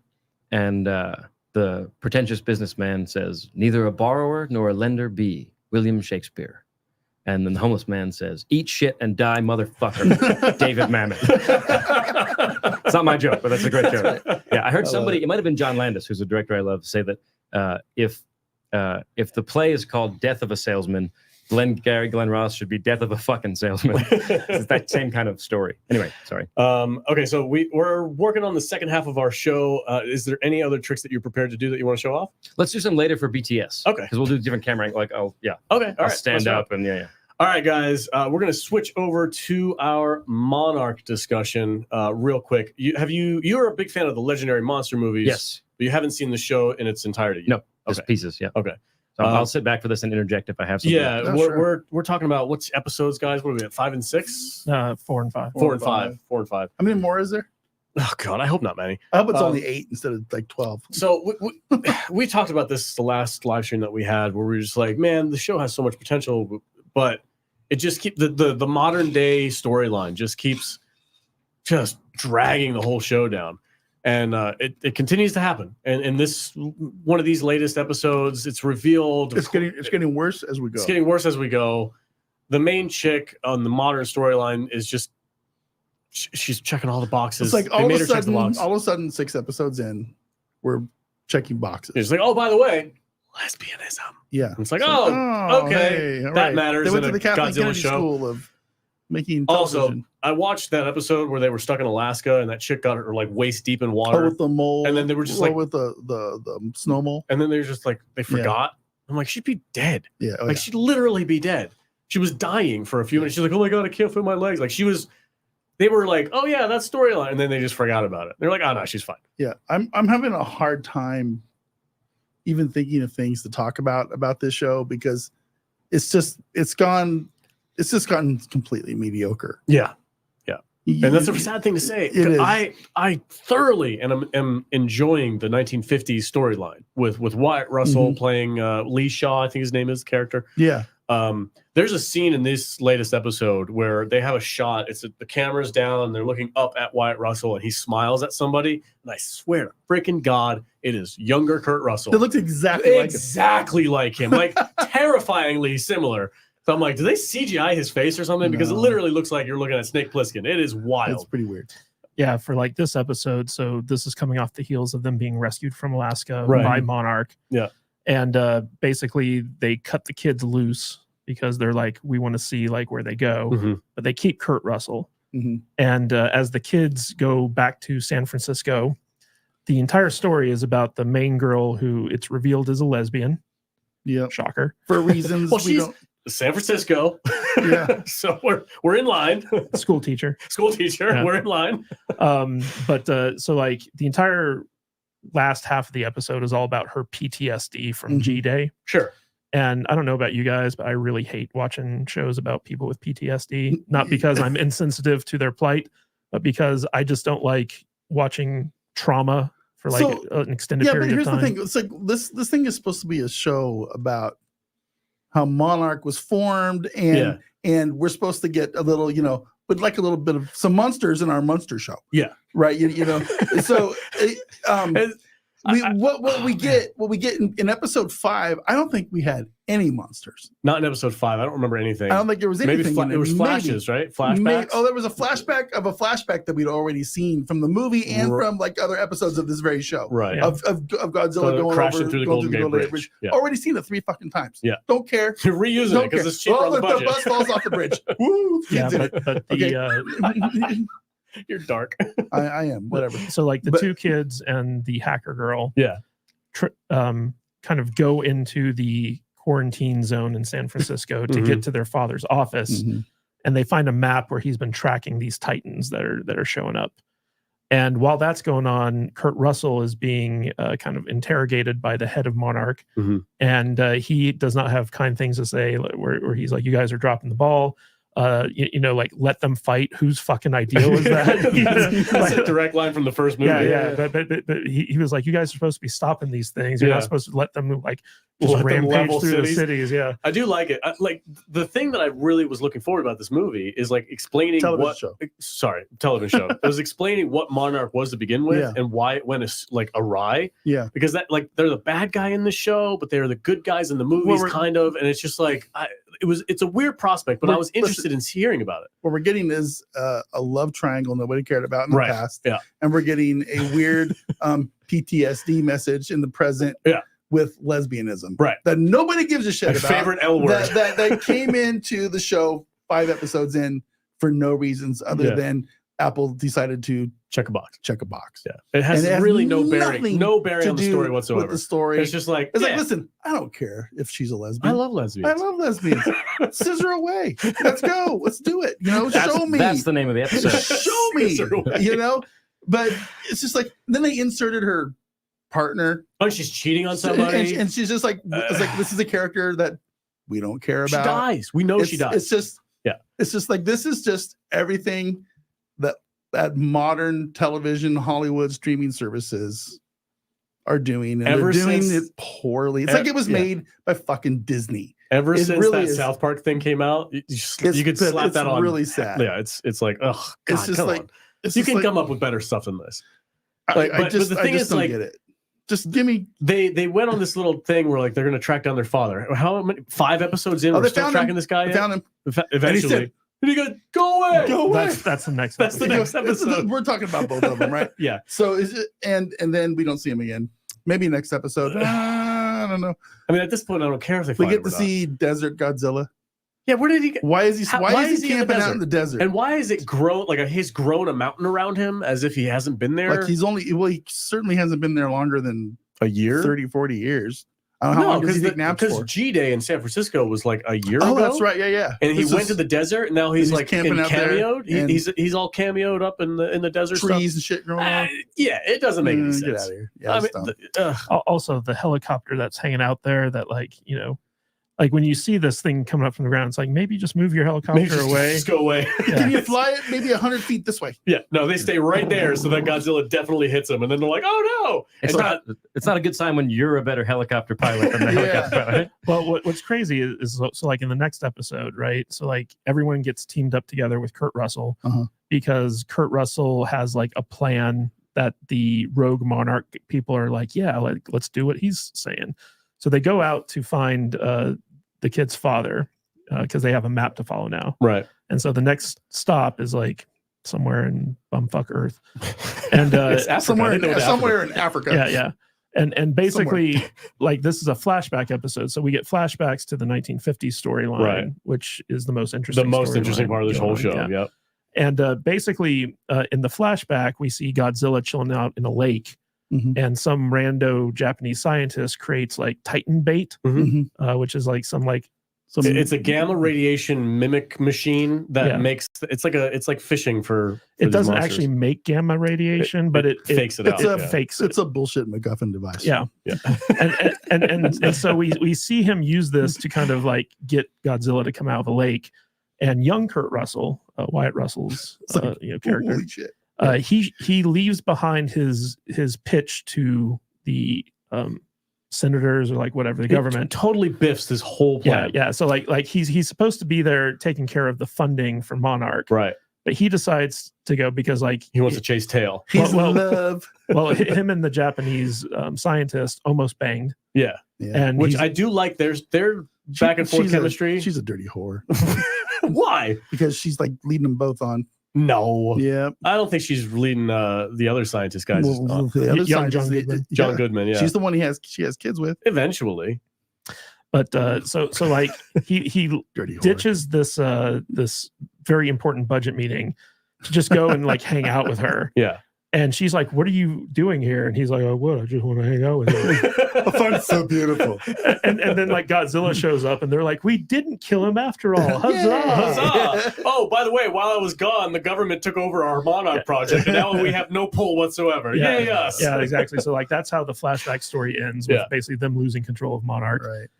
But then All for a piece of ass. All for a piece That he of didn't ass. which he get. didn't even get. Yeah. Which I gotta say, of all the reasons, it's probably the most I legit. mean, realistically, we do stupid shit Yeah, for a piece exactly. of ass. I right? believed it. I was like, oh, this is how they lost like, control of Monarch. Millions All right. of dollars of free money or a piece of ass. Yeah.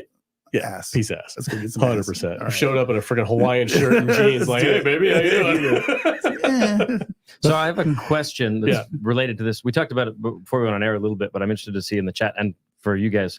There's an episode that doesn't have Godzilla in it at all, which is Right. it's not good because of that, right? Yeah. Right. So That's most of these episodes. yeah. So when you listen to horror directors talk, there's disagreement on which is scarier, showing lots of the monster or barely showing the monster.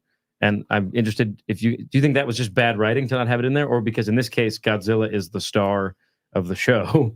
Because I think like the two easy examples of that are John Carpenter's The Thing, which you know, people that say don't show the monster, then it's not scary. Yeah. That's the antidote to that, because that's really, really scary, and they show the monster the whole time. The thing is, like, the Titans in the MonsterVerse aren't meant to be scary, and we already know what most of them look like. Right.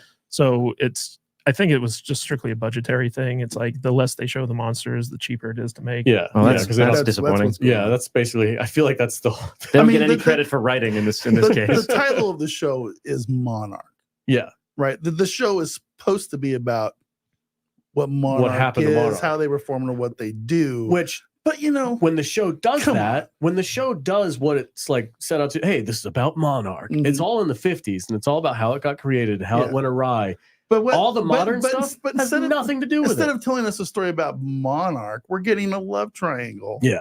Yeah. And Like if it was Check Wyatt boxes. Russell in the 50s, and we learn about where Monarch was created, what it was supposed to do, and then how it went off track, and then we Yeah. get a flash of modern Kurt Russell as the same character dealing with his mistakes from the 50s, right. that would be a great show. Yeah, but here's the thing to finish up this episode, where basically Kurt Russell leads the expedition out. Mhm. They find the kid's father. He's Yeah. still alive. Mhm.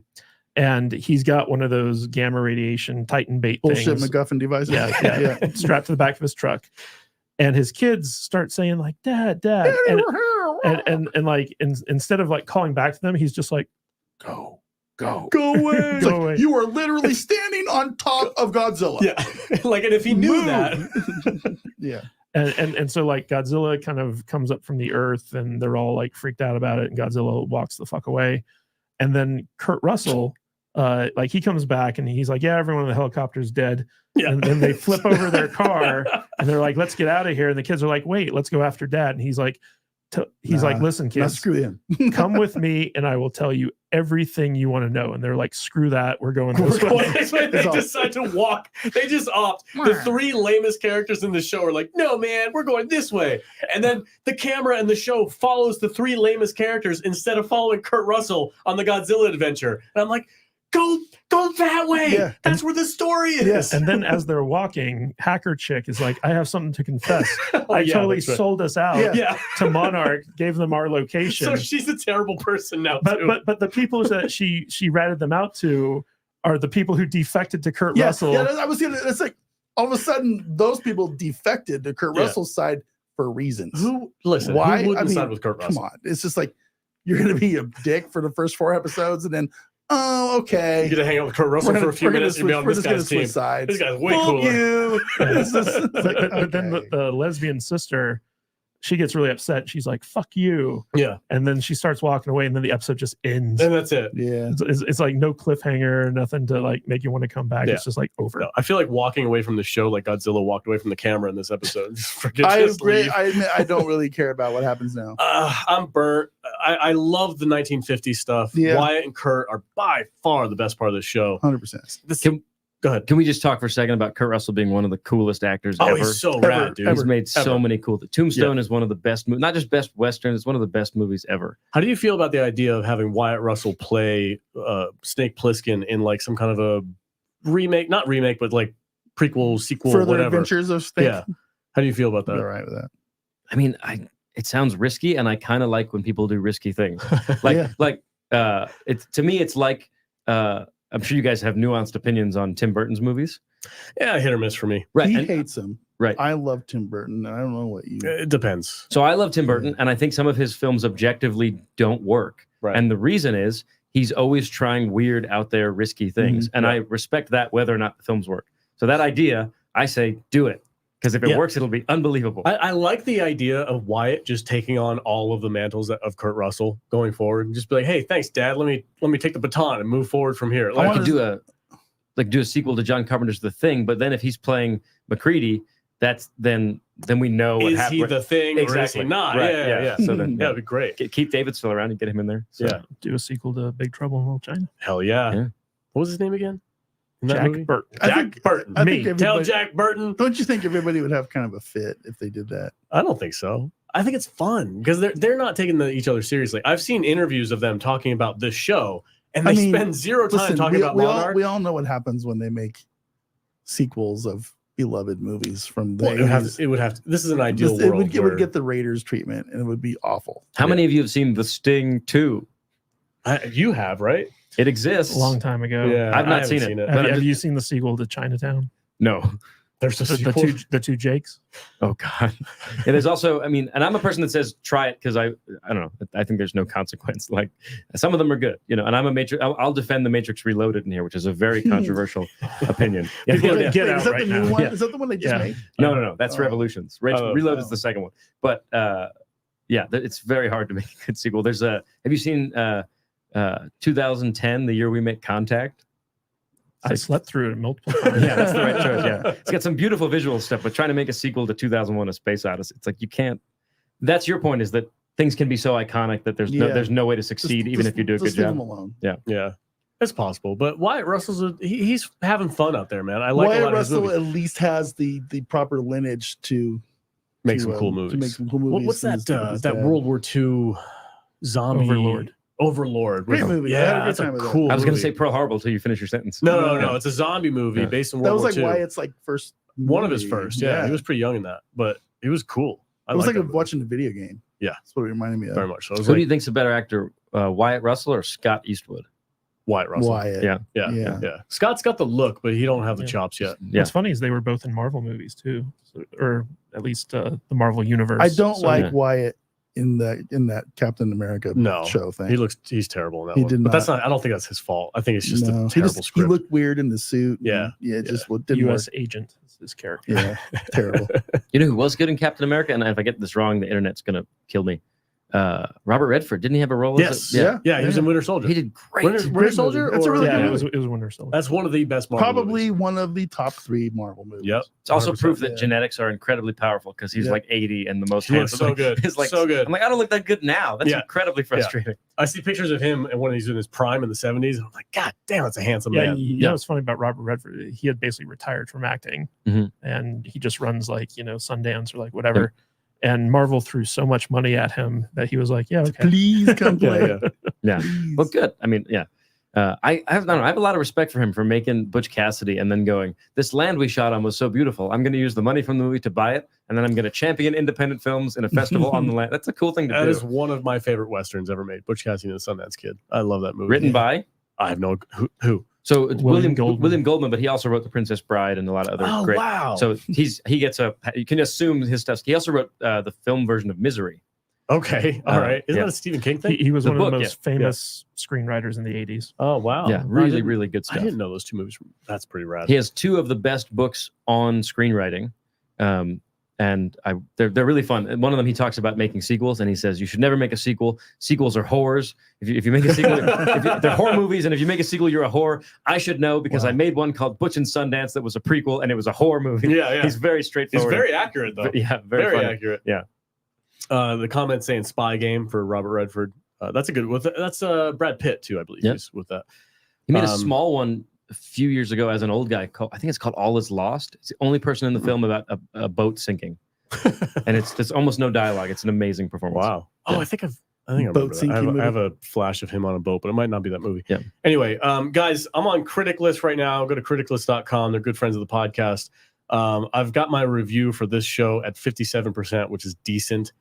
I'm probably going to have to update this review and lower it down a little bit. The farther in we get, I'm like, there's just not enough Kurt Russell and Wyatt Russell to make me love this show as much as I was hoping to be. God dang it, such a waste. This universe is so fun to play around in, and they just can't help themselves. I don't know if I've done.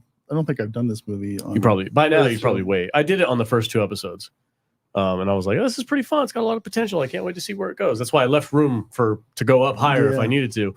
But apparently, I'm not going to be doing that. Final. We don't have to talk about the show very much because I don't really have much to say on it. Do you final thoughts? Just going downhill. It's getting worse every episode. Yeah. I started up here and I'm slowly. I mean, I'm at like maybe 2 stars right now. Yeah. Wow. Really? Yeah. Okay. Do you guys just real quick? What are your favorites of the movies that have those monsters in them? Of the Legendary universe? Yeah. It doesn't even have to be this current. Cinematic, just in general, but it can be. Yeah. Okay. So for the Legendary ones, I actually am a big fan of Gareth Edwards' first Godzilla movie, the one that came out 2014 or 2015. With Bryan Cranston. Yeah, with Bryan Cranston. Fabulous. I know the hoodwinked people with Bryan Cranston, but I thought it served the story. It was fine. Right. It didn't bother me that much. I like that one, and my next favorite is King of the Monsters, where he fights the 3-headed dragon. The name is escaping me. King Gojira. Gojira. King. Anyway, that's my as far as just a straight up monster adventure movie. That's pretty rad. Like you get everything you want with that. There's minimal humans and just a bunch of carnage. So those are my 2 favorite. If I like to always highlight for the younger people who don't watch these things, the original King Kong I think is an amazing piece of cinema. 30s from the 30s. Yeah, it's just amazing. And when you think about Willis O'Brien moving that figure like for a year in his basement alone, like it's amazing. And then Kong Skull Island with John C. Reilly was fun movie. It was really fantastic. I thought. Am I missing anything? There's the original Godzilla versus Kong is a terrible movie, but here's what's funny about it. They have to make an excuse for why it's even a contest, right? So they have to make King Kong 30,000 feet tall. Yeah. So they have a scientist talking it, and this is not my observation. This is a great comedian I love, Dana Gould, pointed this out, but I agree. In it, they say they cut to the scientist, and he says, Godzilla is a reptile, so he's hurt by electricity, whereas Kong is a mammal, and electricity makes him stronger. Oh, what? Okay. They just made up science. Yeah. That's why he's 100 feet tall. Yeah. So it's fun. If you like watching stuff that's so bad it's funny, that's a good one. But no, those are my 2 for that. Yeah. And I know a lot of people that listen to this podcast already know that I am a fan of the 1998 Matthew Broderick Godzilla. It was the one that I watched when I was a kid. I thought it was cool. That's it. I'm not saying it's a good movie. I'm not saying it belongs with Godzilla. I know it got like shaded by Toho and all that stuff. I still like some movies that aren't good are fun. Yeah. And Hank Azaria said when Roland Emmerich told him about it, he said, it's going to look beautiful. The whole thing will be at night and it'll all be in the rain. And Hank said he was dating Helen Hunt at the time, and she had done more acting in film than he had. She said, that's going to be awful. And he went, no, it'll be fine. She went, you're going to be wet for. So he used these huge raindrops so they show up on camera. He said he got sick the whole movie because you're just wet and cold. He said, is that why he had a cold in the movie? Yeah, because he actually was sick. That's hilarious. Yeah. Have you seen -1? Godzilla -1? I have not. Okay. You can. Then I can't ask you if you liked it or not. So you can. Did you like it? I hadn't seen it. Okay, there you go. Wasn't that fun? Because we're getting a lot of shade for liking the movie. Yeah, it's interesting. I literally said in my review, we gave it 3.5 go watch stars. the movie. It's pretty cool. It's a fun movie. And you were like, you're not saying it's good enough.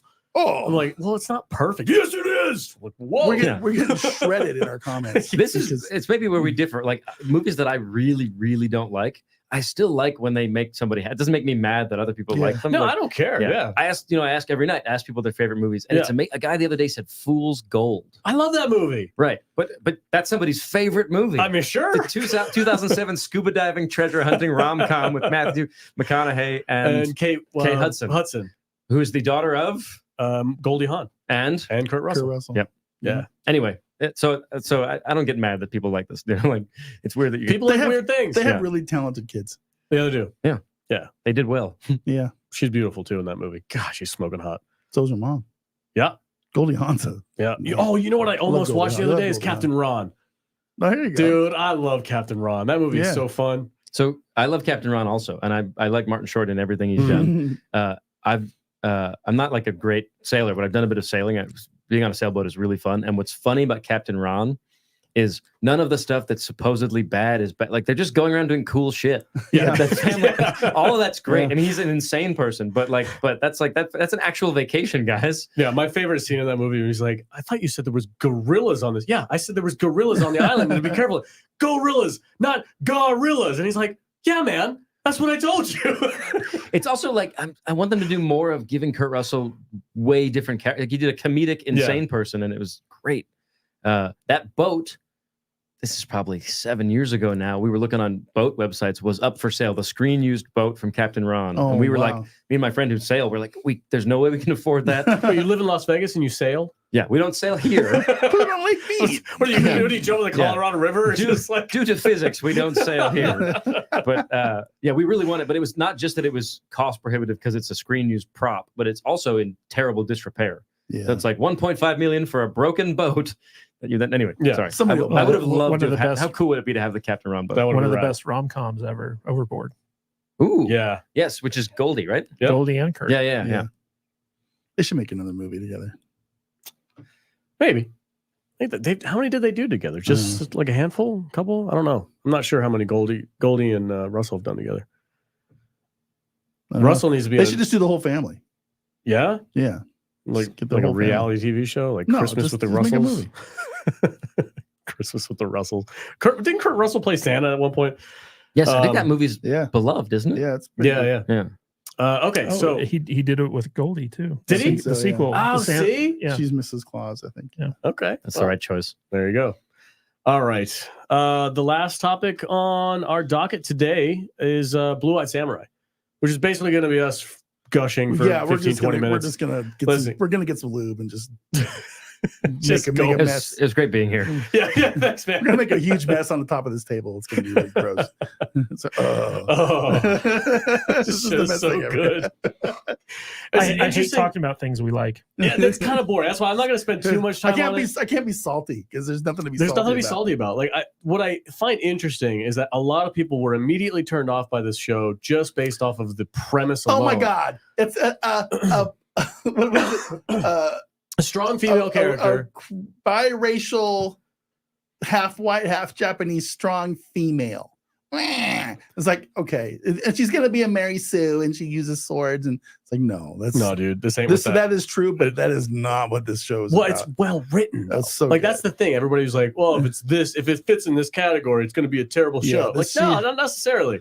She fits into those categories, but damn, this show's freaking rad, dude. And she is not a Mary Sue by Not any at stretch all. of the imagination. Not at all. She gets the shit kicked out of her. Everything- She works really everything hard is to get where she explained. goes, but she's going up against freaking dillweeds who don't know what they're doing, and her skill and prowess is shown off by that. But it's the fight choreography is gorgeous. Mhm. The animation is artistic and beautiful, and Mhm. it's so fun to look at. This is like watching art. Yeah, There's artists that are making this thing. yeah. We and were you can tell. you were watching like a quick documentary on this Yeah. show before we started On doc- recording. on Netflix. Yeah, where they took the stunts live action and recorded it. But those weren't CGI. There was no light things. No, it's Oh. only actors playing They're out just- the they- scenes, They're using these people for reference. models and references, and then they Yeah. take that scene in what they film with the stunt guys, and then they put it in the computer system. Then they 3D render it, Mhm. and then they animate it. So it's all very fluid, and it's It's- so freaking rad. Is that the dude. first time that's been? I've never heard of that. No, they do it all the time, but this one they just nailed it, man. Okay, yeah. It's good. Yeah, it's an incredible show. Yeah, so- there are definitely like some feminist messages Sure. in it with like, that sub story about like the girl who's being like sold off for marriage and Yeah. stuff like that. But like they have a great character arc where basically she's like going from being a sheltered princess and to being like a powerful woman. Mhm. The whole thing, you compare this to something like Star Wars, for instance, with Mhm. Rey. This is a character we see her spend her entire life training. We see the trials and tribulations that Yeah. she's gone up against. And we see Yeah. her failures regularly Yeah, too. and one of the interesting things about the show is that within each episode, there's like these flashbacks that are relevant to the ending of the episode. And Yeah. so by the time you get to the end of the episode, you feel like you've gotten all the context you need to really appreciate it. And it's probably the best thing I've seen all year. honestly. It's the best thing I think I've seen on Netflix in ages. It is one of the best shows out there, and the fact that people aren't going to watch it simply That's a because damn it's shame. because it's animated, they're doing themselves a disservice, because it is literally one of the best things on television right now For sure. that you can watch. Yeah, So- I totally agree. What's up? Oh, I was just going to ask. I haven't seen the show. Can you, without spoiling it, tell me who George Takei plays? 'Cause I know that he's on it. He plays the princess's Like surrogate Surrogate- father slash Oh, mother. that's that Yeah, guy. yeah. Okay, he That's plays George like the Obi-Wan character. Okay, I think the whole nerd community has to recognize that putting George Takei on is the most bad. Like he's one of our OG nerd heroes from, from the from 60s. Star Trek. Yeah, Yeah. Okay, I know exactly who you guys are talking about now. Yeah, So I just think there's that's super an cool. old man character who kind of plays the protector of this princess girl, who is her father's trying to sell her off to the Shogun, and Yeah. she doesn't want to go because he's kind of a freaking kind weirdo. of douche. One of the things, But you know what? Even that guy gets even a that guy gets character arc. redemption. Yeah, not necessarily redemption, but they explain Why he's a douche? why he's the way he is. Yeah. And it's kind of it's softened him a little bit, and you're like, Right. oh, okay, that makes sense. And when she learns that, then she learns a different perspective of looking at this guy. It's very intricate. Character development's amazing. Like, I have no problems with this show. It's really good. In my review that I did a quick little 2-paragraph write up on this thing. I wrote that this thing feels like it's what happens if 3 Men and a Baby were made with John Woo, Kurosawa, and Quentin Tarantino. Sure. And then Sure. that baby grew up to be a movie maker and made a show. I'm sold. That's what this feels like to me. It's just, I mean, even the music in the background and the storytelling. Episode 5 in particular is a standout for me, because they do this storytelling method where they're telling a story with a puppet show, Right. but they're using that to reflect on the main character's story of what she went through when she wasn't pretending to be a man, when this portion of her life where she actually married a guy, and it was like this huge influence on what made this character. And it just, the storytelling methods in this thing combined with the artwork and the music and everything, especially the music, especially in episode 6, the tower assault, straight up felt like a Quentin Tarantino movie. Oh, it was a Metallica song. Yeah. Well, there was more than that. I mean, just you just. But they actually used the song from Kill Bill in like one of the early episodes. Right. Yeah, it was very recognizable. Kill Bill. It's the Shot Me Down, Bang Bang. This show is masterful in the way it tells a story. That's all I can say. What was was it the music from Kill Bill? It was like the that one, whatever that one was. Orchestral, yeah. I love that song, by the way. The shot, that's a dope song. Yeah. It was Tarantino it was the uses- trailer song. Yeah. Kind of exclusively dope music, and he's really he good finds at that. these weird, obscure 60s and 70s just bangers, and just I'll throw this. But in also, there. I think a lot of the orchestral stuff, like what you're talking about, I'm pretty sure he's pulled that from an old kung fu movie. But like the thing I liked about this show in particular was just how well written it was. Like we talked about, there's an entire episode where she tracks down one of the guys that she's spent her entire life swearing to kill, and he's in this like video game fortress, right? And she basically has to like break into the fortress and fight her way through all of his guards and traps and stuff like that. And she gets fucked up really bad on the way up, because she's basically like fighting all these crazy things. And by the time she gets to the showdown with like the boss, the main level boss, she just like, he is way more powerful than her. Right. And instead of like, basically fighting a losing battle, she like retreats. And you compare that to something like Rey with Kylo Ren, where like every movie she beats him. And so like there's no tension there. But like by the time you get to the final episode of this show, where she has to fight against this guy again, and she's like without like her like magic sword and like all this other stuff, like there's actual things at stake, because it's like this guy beat her really bad once before.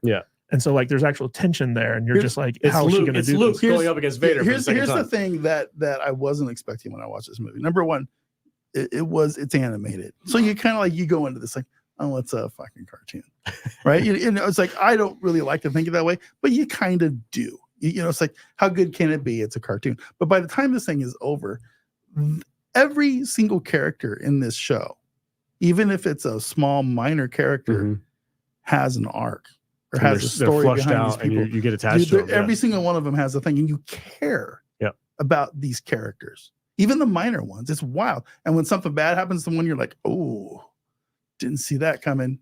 Or, oh, goddamn, who he deserved that motherfucker. You know what I mean? It's just, it's crazy how. I love the guy who gets beat by the Blue-Eyed Samurai in the beginning of the show, and then he spends the entire rest of the show just trying to get revenge. Great character. Awesome character. Yeah. And there's a great scene kind of like midway through the show where like this guy he's helping her because he doesn't want anyone to kill her. I love like, that. The only person that's going to kill me is me.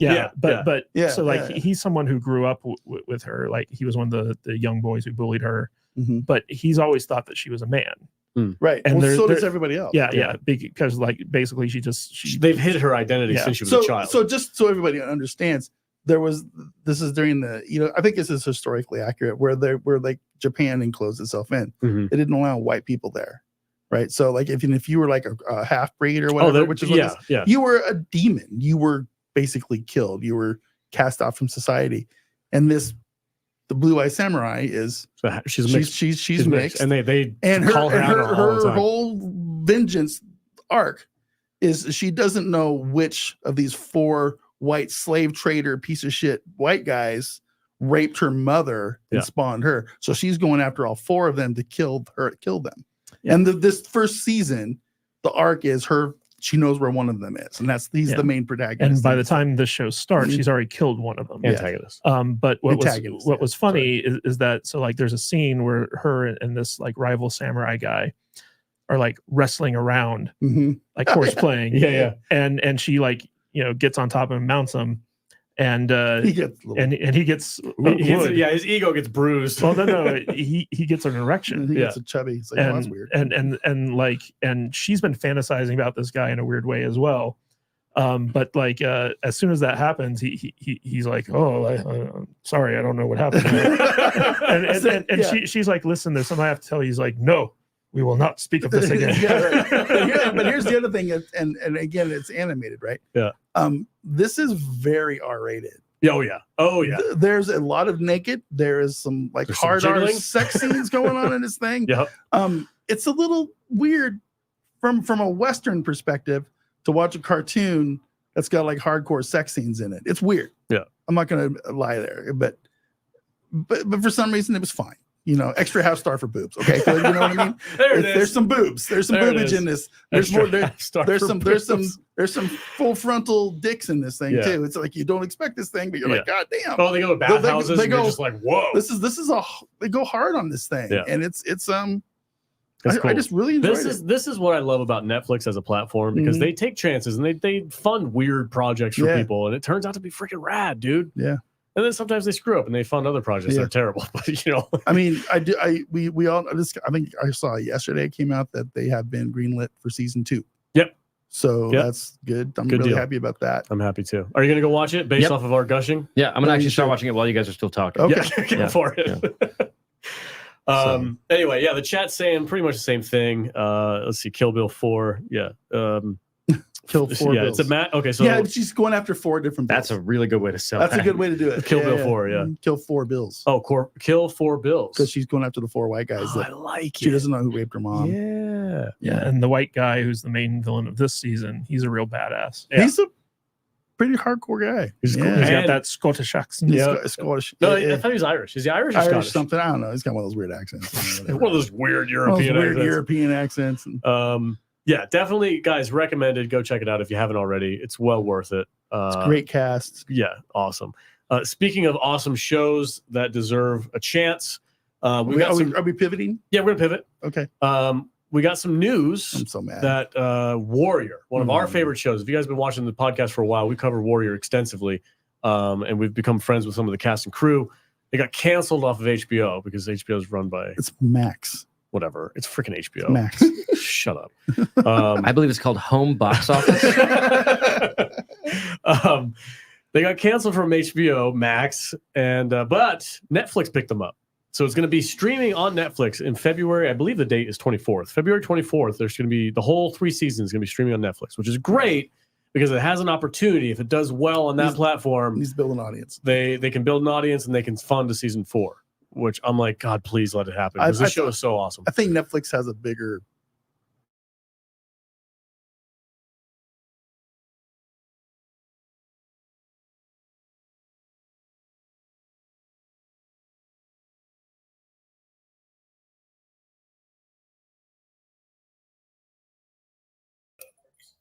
Hello. Hey, everybody.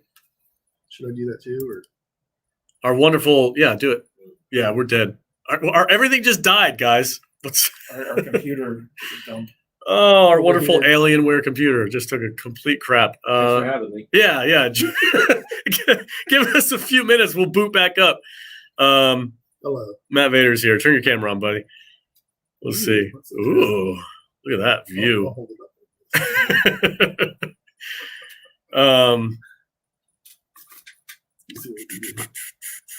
I thought it was me. No, it was not you. It's not you. I don't even need this anymore because it's not connected. But what's up, everybody? Sorry, we're gonna fix it. We're booting the computer back up. This is weird. What are we gonna do? How do we pivot? Let's just talk about Warrior. Yeah. Let's just talk. Bring your microphone back over. Well, it doesn't matter. It's not connected to my laptop. Oh, it's not? Let me know. Give me a thumbs up in the chat if you guys can still hear me using my laptop microphone. Everything should be connected. Cameras on. Yeah, we just lost half our audience. They're like gone. Anyway, Warrior. I'm really pushing for a season 4. I want it to happen. We need to get a season 4 for sure. I didn't want to announce this like this, but we're probably going to be getting some of the cast members on to talk, to interviews and whatnot, and just talk about the show, build some buzz. So we'd love support. Thumbs up from Ashley. Thank you so much for the thumbs up. You can still hear me. All right, good. But it's not. Do you understand? Do you understand electronic? I guess not. Right? I don't need You don't need that right now. Okay. This is connected to that, which is dead. So we're going through the microphone on my iPad? That's correct. This just goes into your ears and that's it. Yeah, that's Okay. it. All right. Anyway, we are watching Vader's foot cam. Why are people obsessed with your I feet, don't bro? know, dude. People are weird. People are strange. Anyway, shout out in the chat. How many people have watched Warrior? Let me know. I want to see what our audience is We looking can like. talk about Warrior next week if you want. Yeah, we definitely will. It's not the last time we're going to be talking about We're that only show. 10 minutes shy of quitting time anyway. Oh, Flash update. That's wonderful. Yeah. Blue screen of death. Is this Alienware thing? Sounds pretty decent. Hey, this is a nice laptop. Sounds pretty decent. That's a good deal. Jacob's like, I thought you guys were professionals. I know. Well, I did not think you were professional. Oh, that's good. I'm glad. What are you doing with your beard over there, buddy? No, I'm just playing with it. It's a little off. A little off. It's a little off. I'm Just tilt the camera, it'll be fine. Straighten it like Superman. What is? I cut it I cut it myself. I don't let some fool spend $30 to trim my beard. Yeah, Nerdy Neo says he watches it. Yeah. Clay says, I like Warrior, but the first season was the best. Okay, that's fair. It's a fair assessment.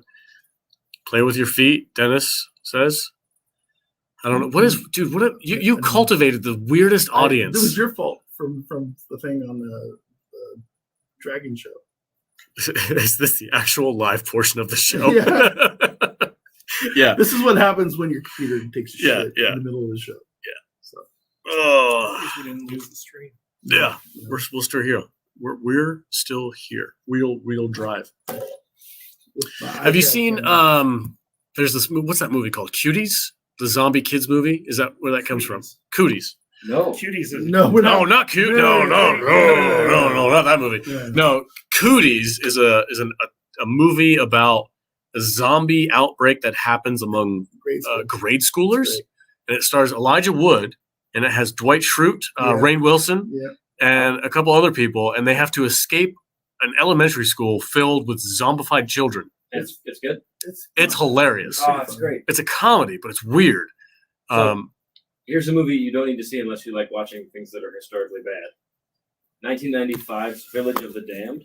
Village of the Damned. So that's little kids terrorizing a town because they're possessed, but it's Christopher Reeve and Mark Hamill Mark Hamill? in a horror film. Now, it was so disappointing because to me, I'm like, it's Superman and Luke Skywalker? Right, yeah, In yeah, a yeah. horror, I'm so excited. It's not a good movie. But, Oh. but it is little kids terrorizing people. So. There's a movie, I can't remember the name of it, where Mark Hamill plays like a special force, like just a bad dude.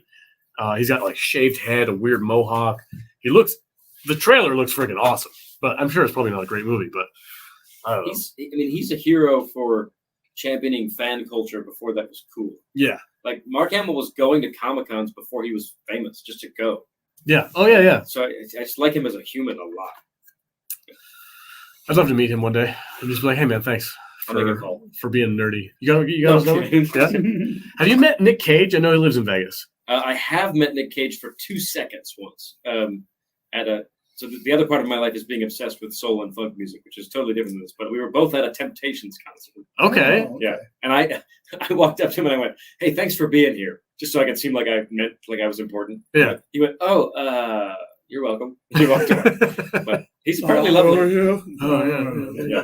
I'm a Nick Cage defender. I think he's done a lot of really great stuff. Oh, he's amazing.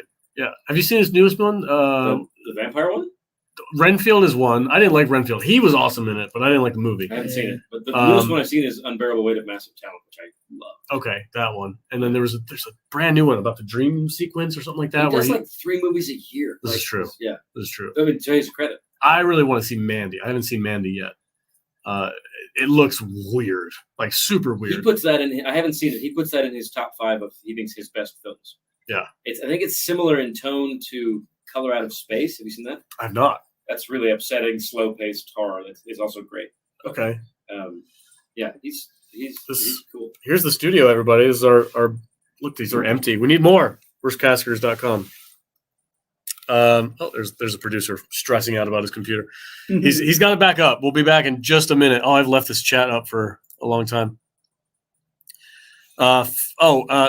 Nerdy Neo says, "What is the Nick Cage Five Nights at Freddy ripoff?" It is not a Five Nights at Freddy ripoff. It is actually older than Five Nights at Freddy. It's called Willy's Wonderland.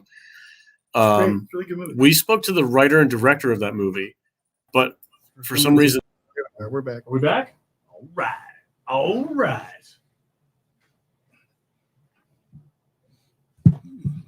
Such an operation we run here. It's good stuff. Hey, that's a pretty quick turnaround for a That's pretty complete good, blue Cage. screen of death.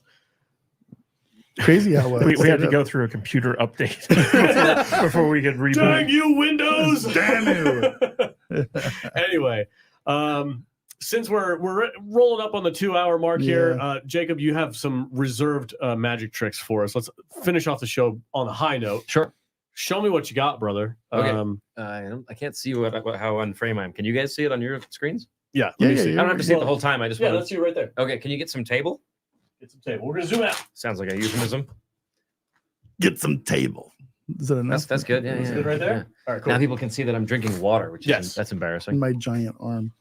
All right, so let's see. You guys can freeze frame this later and see that that's all different cards. Those are not all the same card. Get this out of your way. Oh, sure, yeah. If they're all the same card, kind of a lame trick. Okay. So here we'll do. Since you brought up the sting, we'll do the like card cheating style of this. Instead of picking one, now you've seen me a bunch. Have you seen me at Lost Spirits? It's okay if you don't remember. I haven't. I won't be offended. Okay. So we talked about this. Name any card. Me? Yeah, anyone you want. Name them out loud. Yeah. No, it's funny because we talked about most commonly named already. So you can pick one of those if you think that'll mess with me, or you can deliberately. Yeah. We'll go with 5 of diamonds. 5 of diamonds. Is there a particular reason you picked that one? I like the number 5. There's a story there that we don't have time for. 5 is good. 5. All right. Well, So at 5. let's do this. I think Vader, you can help with this. So Okay. I'm gonna cut. Let's see. I'll cut through the cards, and whenever you want, you just say stop. Stop. Right there. You sure? Yeah. Now, you said 5 of Diamonds. and that's the 5 of clubs. Yes. Are you half impressed? Yeah. Half impressed. That was a joke. Yeah. Now here's what we'll do. We'll use the 5. And let's see. Salty, what is your favorite card? We know it's not the Jack. That was one you picked deliberately to mess with. Yeah, Jack of Clubs was my last pick. I will not pick that one again. I will say my favorite You're card. Never trusting me again in the whole. Yeah. I don't know if I have a favorite card. I'm gonna say. You just pick a random one if you want. Yeah. I'll tell you what my favorite is at some point. I'm a big nerd. 10 of Spades. 10 of Spades. Okay.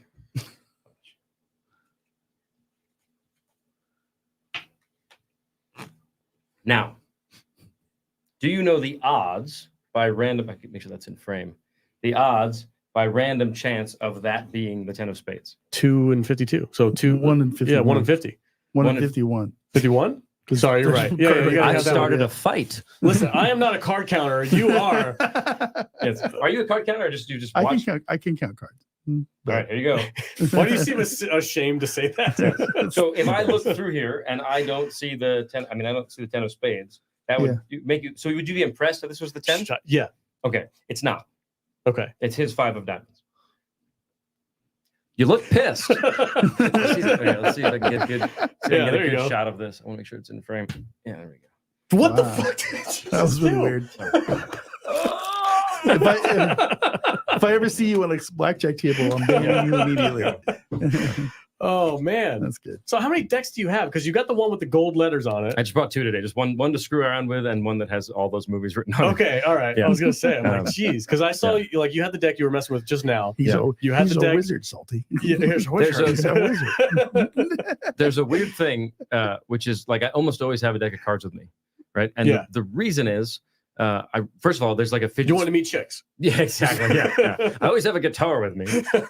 There's a fidget spinner aspect to this stuff, right? Sure. So like if you're fidgety, doing all these flourishes, and I'll edit that out. All of this like fanning cards and cutting cards with one hand. That's all. It feels really like satisfying to execute. Mm-hmm. But also it's a way to keep your chops up. I'm always trying to keep the sleight of hand going so I can still do it because it's hard. But the problem with it is if you walk around doing this and right, that kind of stuff, people think that you're like, oh, he wants to show us something. So they're always like, are you going to do a little show for us? I'm like, I'm just in line at the bank. I'm just hanging out. Yeah. So I often don't do it. Some of those skills I refer to as airplane magic because that's when I learn the stuff. Yeah. 5 hours with nothing to do. And you're just sitting there playing with I'll just fail at this over and over again. Do you like watch movies while you do this too? Is it something that you can do like half paying attention to this? Yeah, that's the thing. I heard a neuroscientist who's 10 orders of magnitude smarter than me say that the idea of multitasking is actually a scam. Like nobody can actually do that except with watching or listening to a linguistic thing and doing something that's non-linguistic. Right. So that I can do unless it really requires me to think about what I did wrong and improve it. Like one of the hardest things I learned is called a Faro shuffle, which if you like math, and that's basically a perfect shuffle. So that's shuffling the cards exactly. That wasn't it. We'll just edit out, make it look like I got it on the first track. Exactly 26 and 26, like that. Mm-hmm. Yeah. So I don't know if they can see that.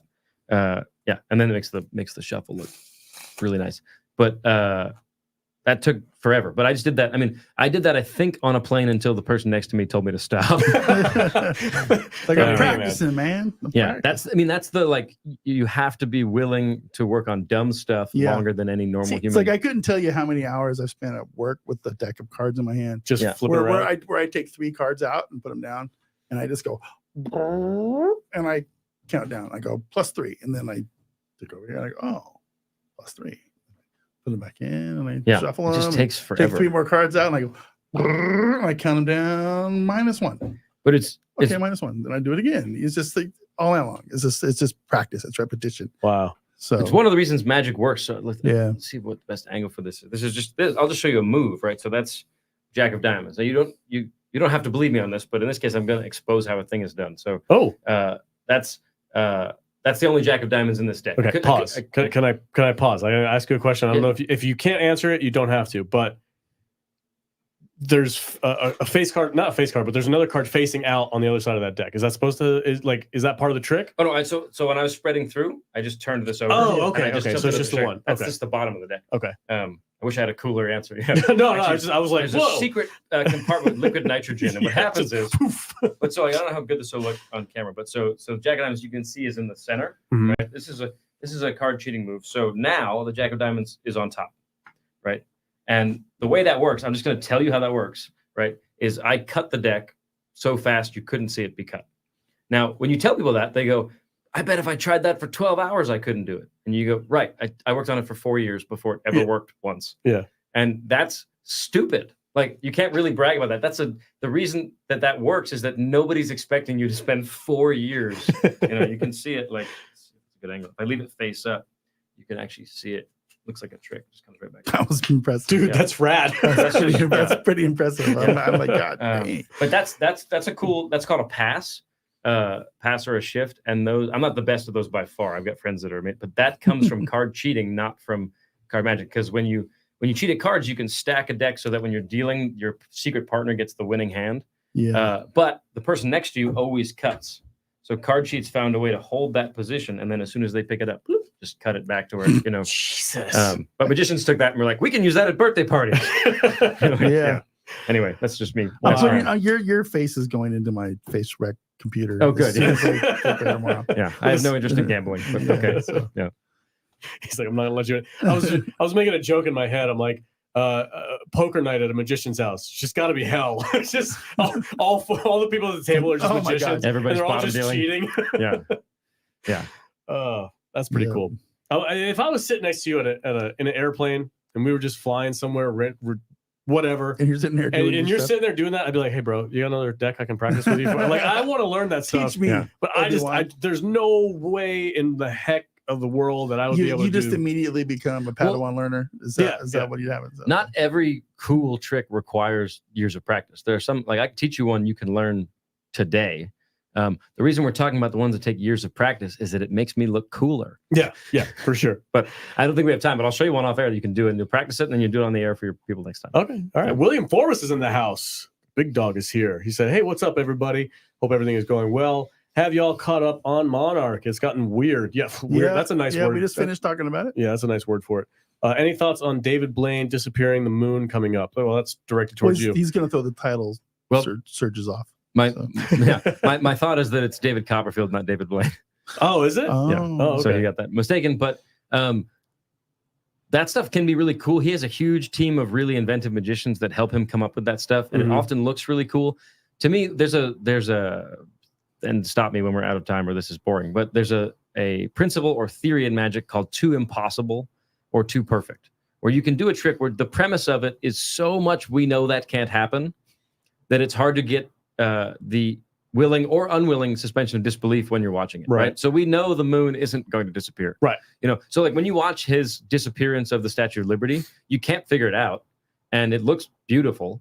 But you know that there's 5 million people in New York who like, we know you didn't make it disappear. Yeah. So, and it's a weird thing because we also know that when I put a coin in your hand and you open your hand and it's changed to a different coin, we also know I can't do that. But there's all these parts of your senses telling you that it can. And when something's that big and you're that far away from it, there's a little bit of a less of a visceral thing. But David Copperfield is widely considered the greatest magician of all time, and everyone has heard of him, and no one has heard of me. And those tricks are a big part of the reason for that. So viscerally, it's my favorite type of magic is close-up magic because there's a visceral connection to it. But David's good at everything. So I'm going in with an open heart, and I'm hoping it's really cool. I'm still amazed that you can pull a card out of a lime. So I'm going to watch this show outside on my phone and be looking up at the moon. Yeah. And it better disappear. Right? It's not there on TV. Yeah. Exactly. Oh man, That would be wild if it actually did, right? that would be Yeah. weird. Dude, you're sitting outside, just watch the moon, and and you're like, what? Yeah. You got your bluff called. Like some kid that doesn't have a TV on the other side of the world. Oh Like, my God, the moon has disappeared. just freaking out. Oh man. All right. Well, Jacob Jax, I'm going to give the floor to you. Shout yourself out. Let people know where they can find you, and you can give Lost Spirits a shout out too if you want. Cool. Thanks. The only social media I have is Instagram. I'm at Jacob Jax on Instagram. That's JACOBJAX. I post where I'm going to be performing on there and sometimes fun tricks and jokes and stuff. One of the other places I perform, but they're fine with me saying this, is the Santa Cruz Beach Boardwalk in Santa Cruz, California, which you guys will like because that's where the movie Lost Boys takes place. Lost Boys. Okay. Yeah. Is there still a sexy saxophone player out there? Right. Yeah. He's a Murder capital of the world. Coconut oil. All. Yeah. Problem is, plays all the damn vampires. No, but I do walk around before my show going, it's worms, Michael. You're eating worms. So if you're in California, that's the place Now you can that see would me. be a rad trick to do on somebody. Like, here, man, you're eating. Like, give somebody a couple Yeah. noodles and be like, it's actually It's worms. Alex, doable. we have to do this one. E. Clay Thomason asks, can you please make Matt Vader's hat disappear? No. I don't think he can. Yeah. He can't do that. So here's the thing that is very common among magicians. We don't like getting our asses kicked. No, I would never do that. He says, smiling. I don't touch people. That's part of it. Yeah. It's an important rule of my show. No touching people. That's weird. Kind of weird, man. What's happening? What's going on? I don't know. So you can see me there and then nightly at Lost Spirits Distillery. It's lostspirits.net. here in Vegas, and it's like I said, there's 47 performers. It's not just me. It's very much not magic focused. You'll see people bending in half and people flying around doing circus A little acts. bit of nudity. Yeah, there's burlesque. The burlesque. Do they do the thing where they do like the weird things in like the big giant martini glass where it's half full of water or whatever, where they spin around? No, they have like a big hula hoop that's oddly shaped that they do all kinds of weird stuff in. And then there's one balancing lady that does something I don't understand how she does it. Do you have a sword swallower? We don't, but so Maria, who he's talking about, is a Russian circus performer, and she takes a sword or like a dagger and bites down on it. And then she takes fine china and balances it on the edge of the sword, and then does acrobatics. She'll do it spinning on a hoop sometimes. And like it's a horrifying. Like occasionally I'll be the host of the shows there. Usually I'm performing magic, but sometimes I'll host. And so I'll host for her, and she's doing.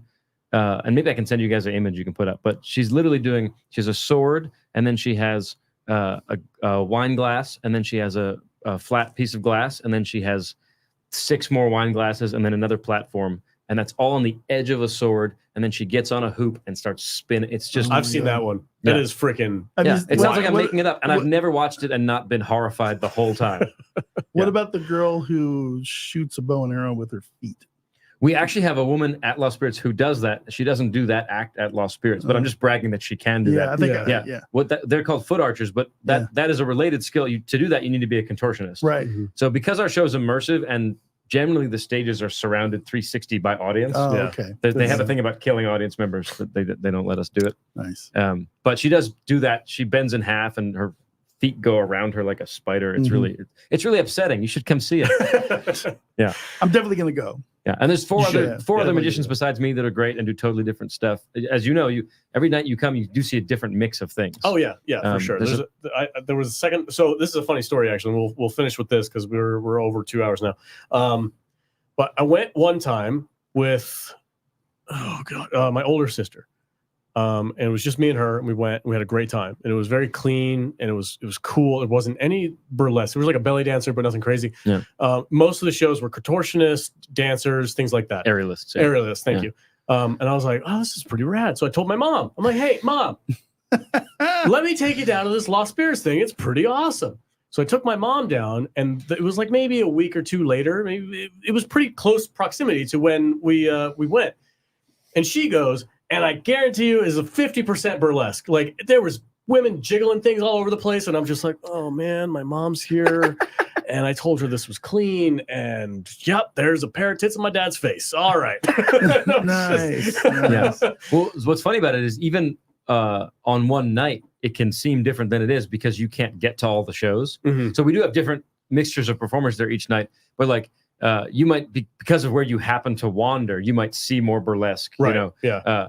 I've had people be like, we've been here for 2 hours and we haven't seen one burlesque act. Where are they? I have to like walk them over. It's like it's this one, right? Yeah. But there's all kinds of stuff. And the burlesque, I will say, is quite tasteful. It is. Yeah. But you don't have. My mom is 70. Yeah. And she was like, No, "Oh my yeah. god, Yeah. she's taking her pants off." I'm always amazed. People, it's amazing what people don't know. We've had people come that don't know there's going to be burlesque. We also have people that come that don't know that it's a distillery, and they're upset. They're like, "What do you have besides rum?" I'm like, "It's a rum distillery. We have rum, and then we have some non-alcoholic stuff." Yeah. And they're like, "Well, what? I want something that's like it's a rum distillery." And they go, "Well, what brand is the rum?" They go, "It's ours. We make it here." They go, "Yeah, but what brand?" It's Captain Morgan's. I feel like some Vegas tourist just kind of wander in. Like, yeah. But anyway, this has been so much fun, guys. Thank you so much for having me. It's been a blast. We got one more super chat from the big dog William Forbes, $10. Said, Vader, your hat is legit. Haters gonna hate. You do you, man. Thanks for the correction on Copperfield. I couldn't find it online. Thinking I imagined it. Just got the wrong guy. LOL. William Forbes, you are the man. Thank you so much for your support, buddy. Appreciate it. I have to bring buttons out every once in a while. Every once in a while, you got to bring the buttons out. Yeah. I used to wear it every week. Now it's like once, a couple times a year. Let's sign off. Vader, what do you got going on Saturday? Oh man, I don't know. I don't know. You guys have a pretty stacked guest list on Saturday's show. I don't know what Kadish has got lined up for the show on Saturday. Maybe we should ask I think we're going to be talking about Rebel Moon this week. Yes. So it comes out, I think Thursday night at midnight or something. And yeah. I have to watch it. I have to watch it on Friday. I got an email said better watch Rebel Moon. It's like, okay, I'll watch it. So you actually checked your email. Yeah, I watched that one. And so yeah, I was gonna watch it anyway. All right, so we're it's, talking not about that on getting, it's not Saturday. getting good reviews, or it's not getting good. Does Early, even the things. critics are like, yeah. But I don't care what critics have to say. That's But true. we'll see. Because we go to criticstlist.com Yeah, to drop our that's right. reviews. So you're going to cover that on Saturday? Yeah, you want to join So, us? You should well, I come don't in. want, I wanted to cover it on Tuesday, but I don't want sloppy seconds. Oh, you got to come on Saturday. No. I might have to because I want to watch that. We movie. can talk about it on Tuesday too. Yeah. All right. Kate, you got anything you want to shout out? Well, hopefully we'll have a Return of the King review out sometime soon. Yeah, I'll get to it. And our special guest on Saturday will be Ozone Nightmares Joe Esposito. Oh, nice. Okay, cool. Lynn Kapazinski's a good friend. Yep. And we will be covering the Zack Snyder disaster as much as we possibly This guy can. hates Zack Hates Snyder, Zack Snyder with a passion. You're It's gonna give hilarious. this a bad rating, even if it's good. If it's good, I'll give it a good rating. I guarantee you right now, it's going to look. It's going to look beautiful. It's going to make no sense. Probably. You're probably right. All right, folks. Thank you so much for watching the show. Really appreciate it. Have a great and safe week. We will see you on Saturday. And as always, stay salty, my friends.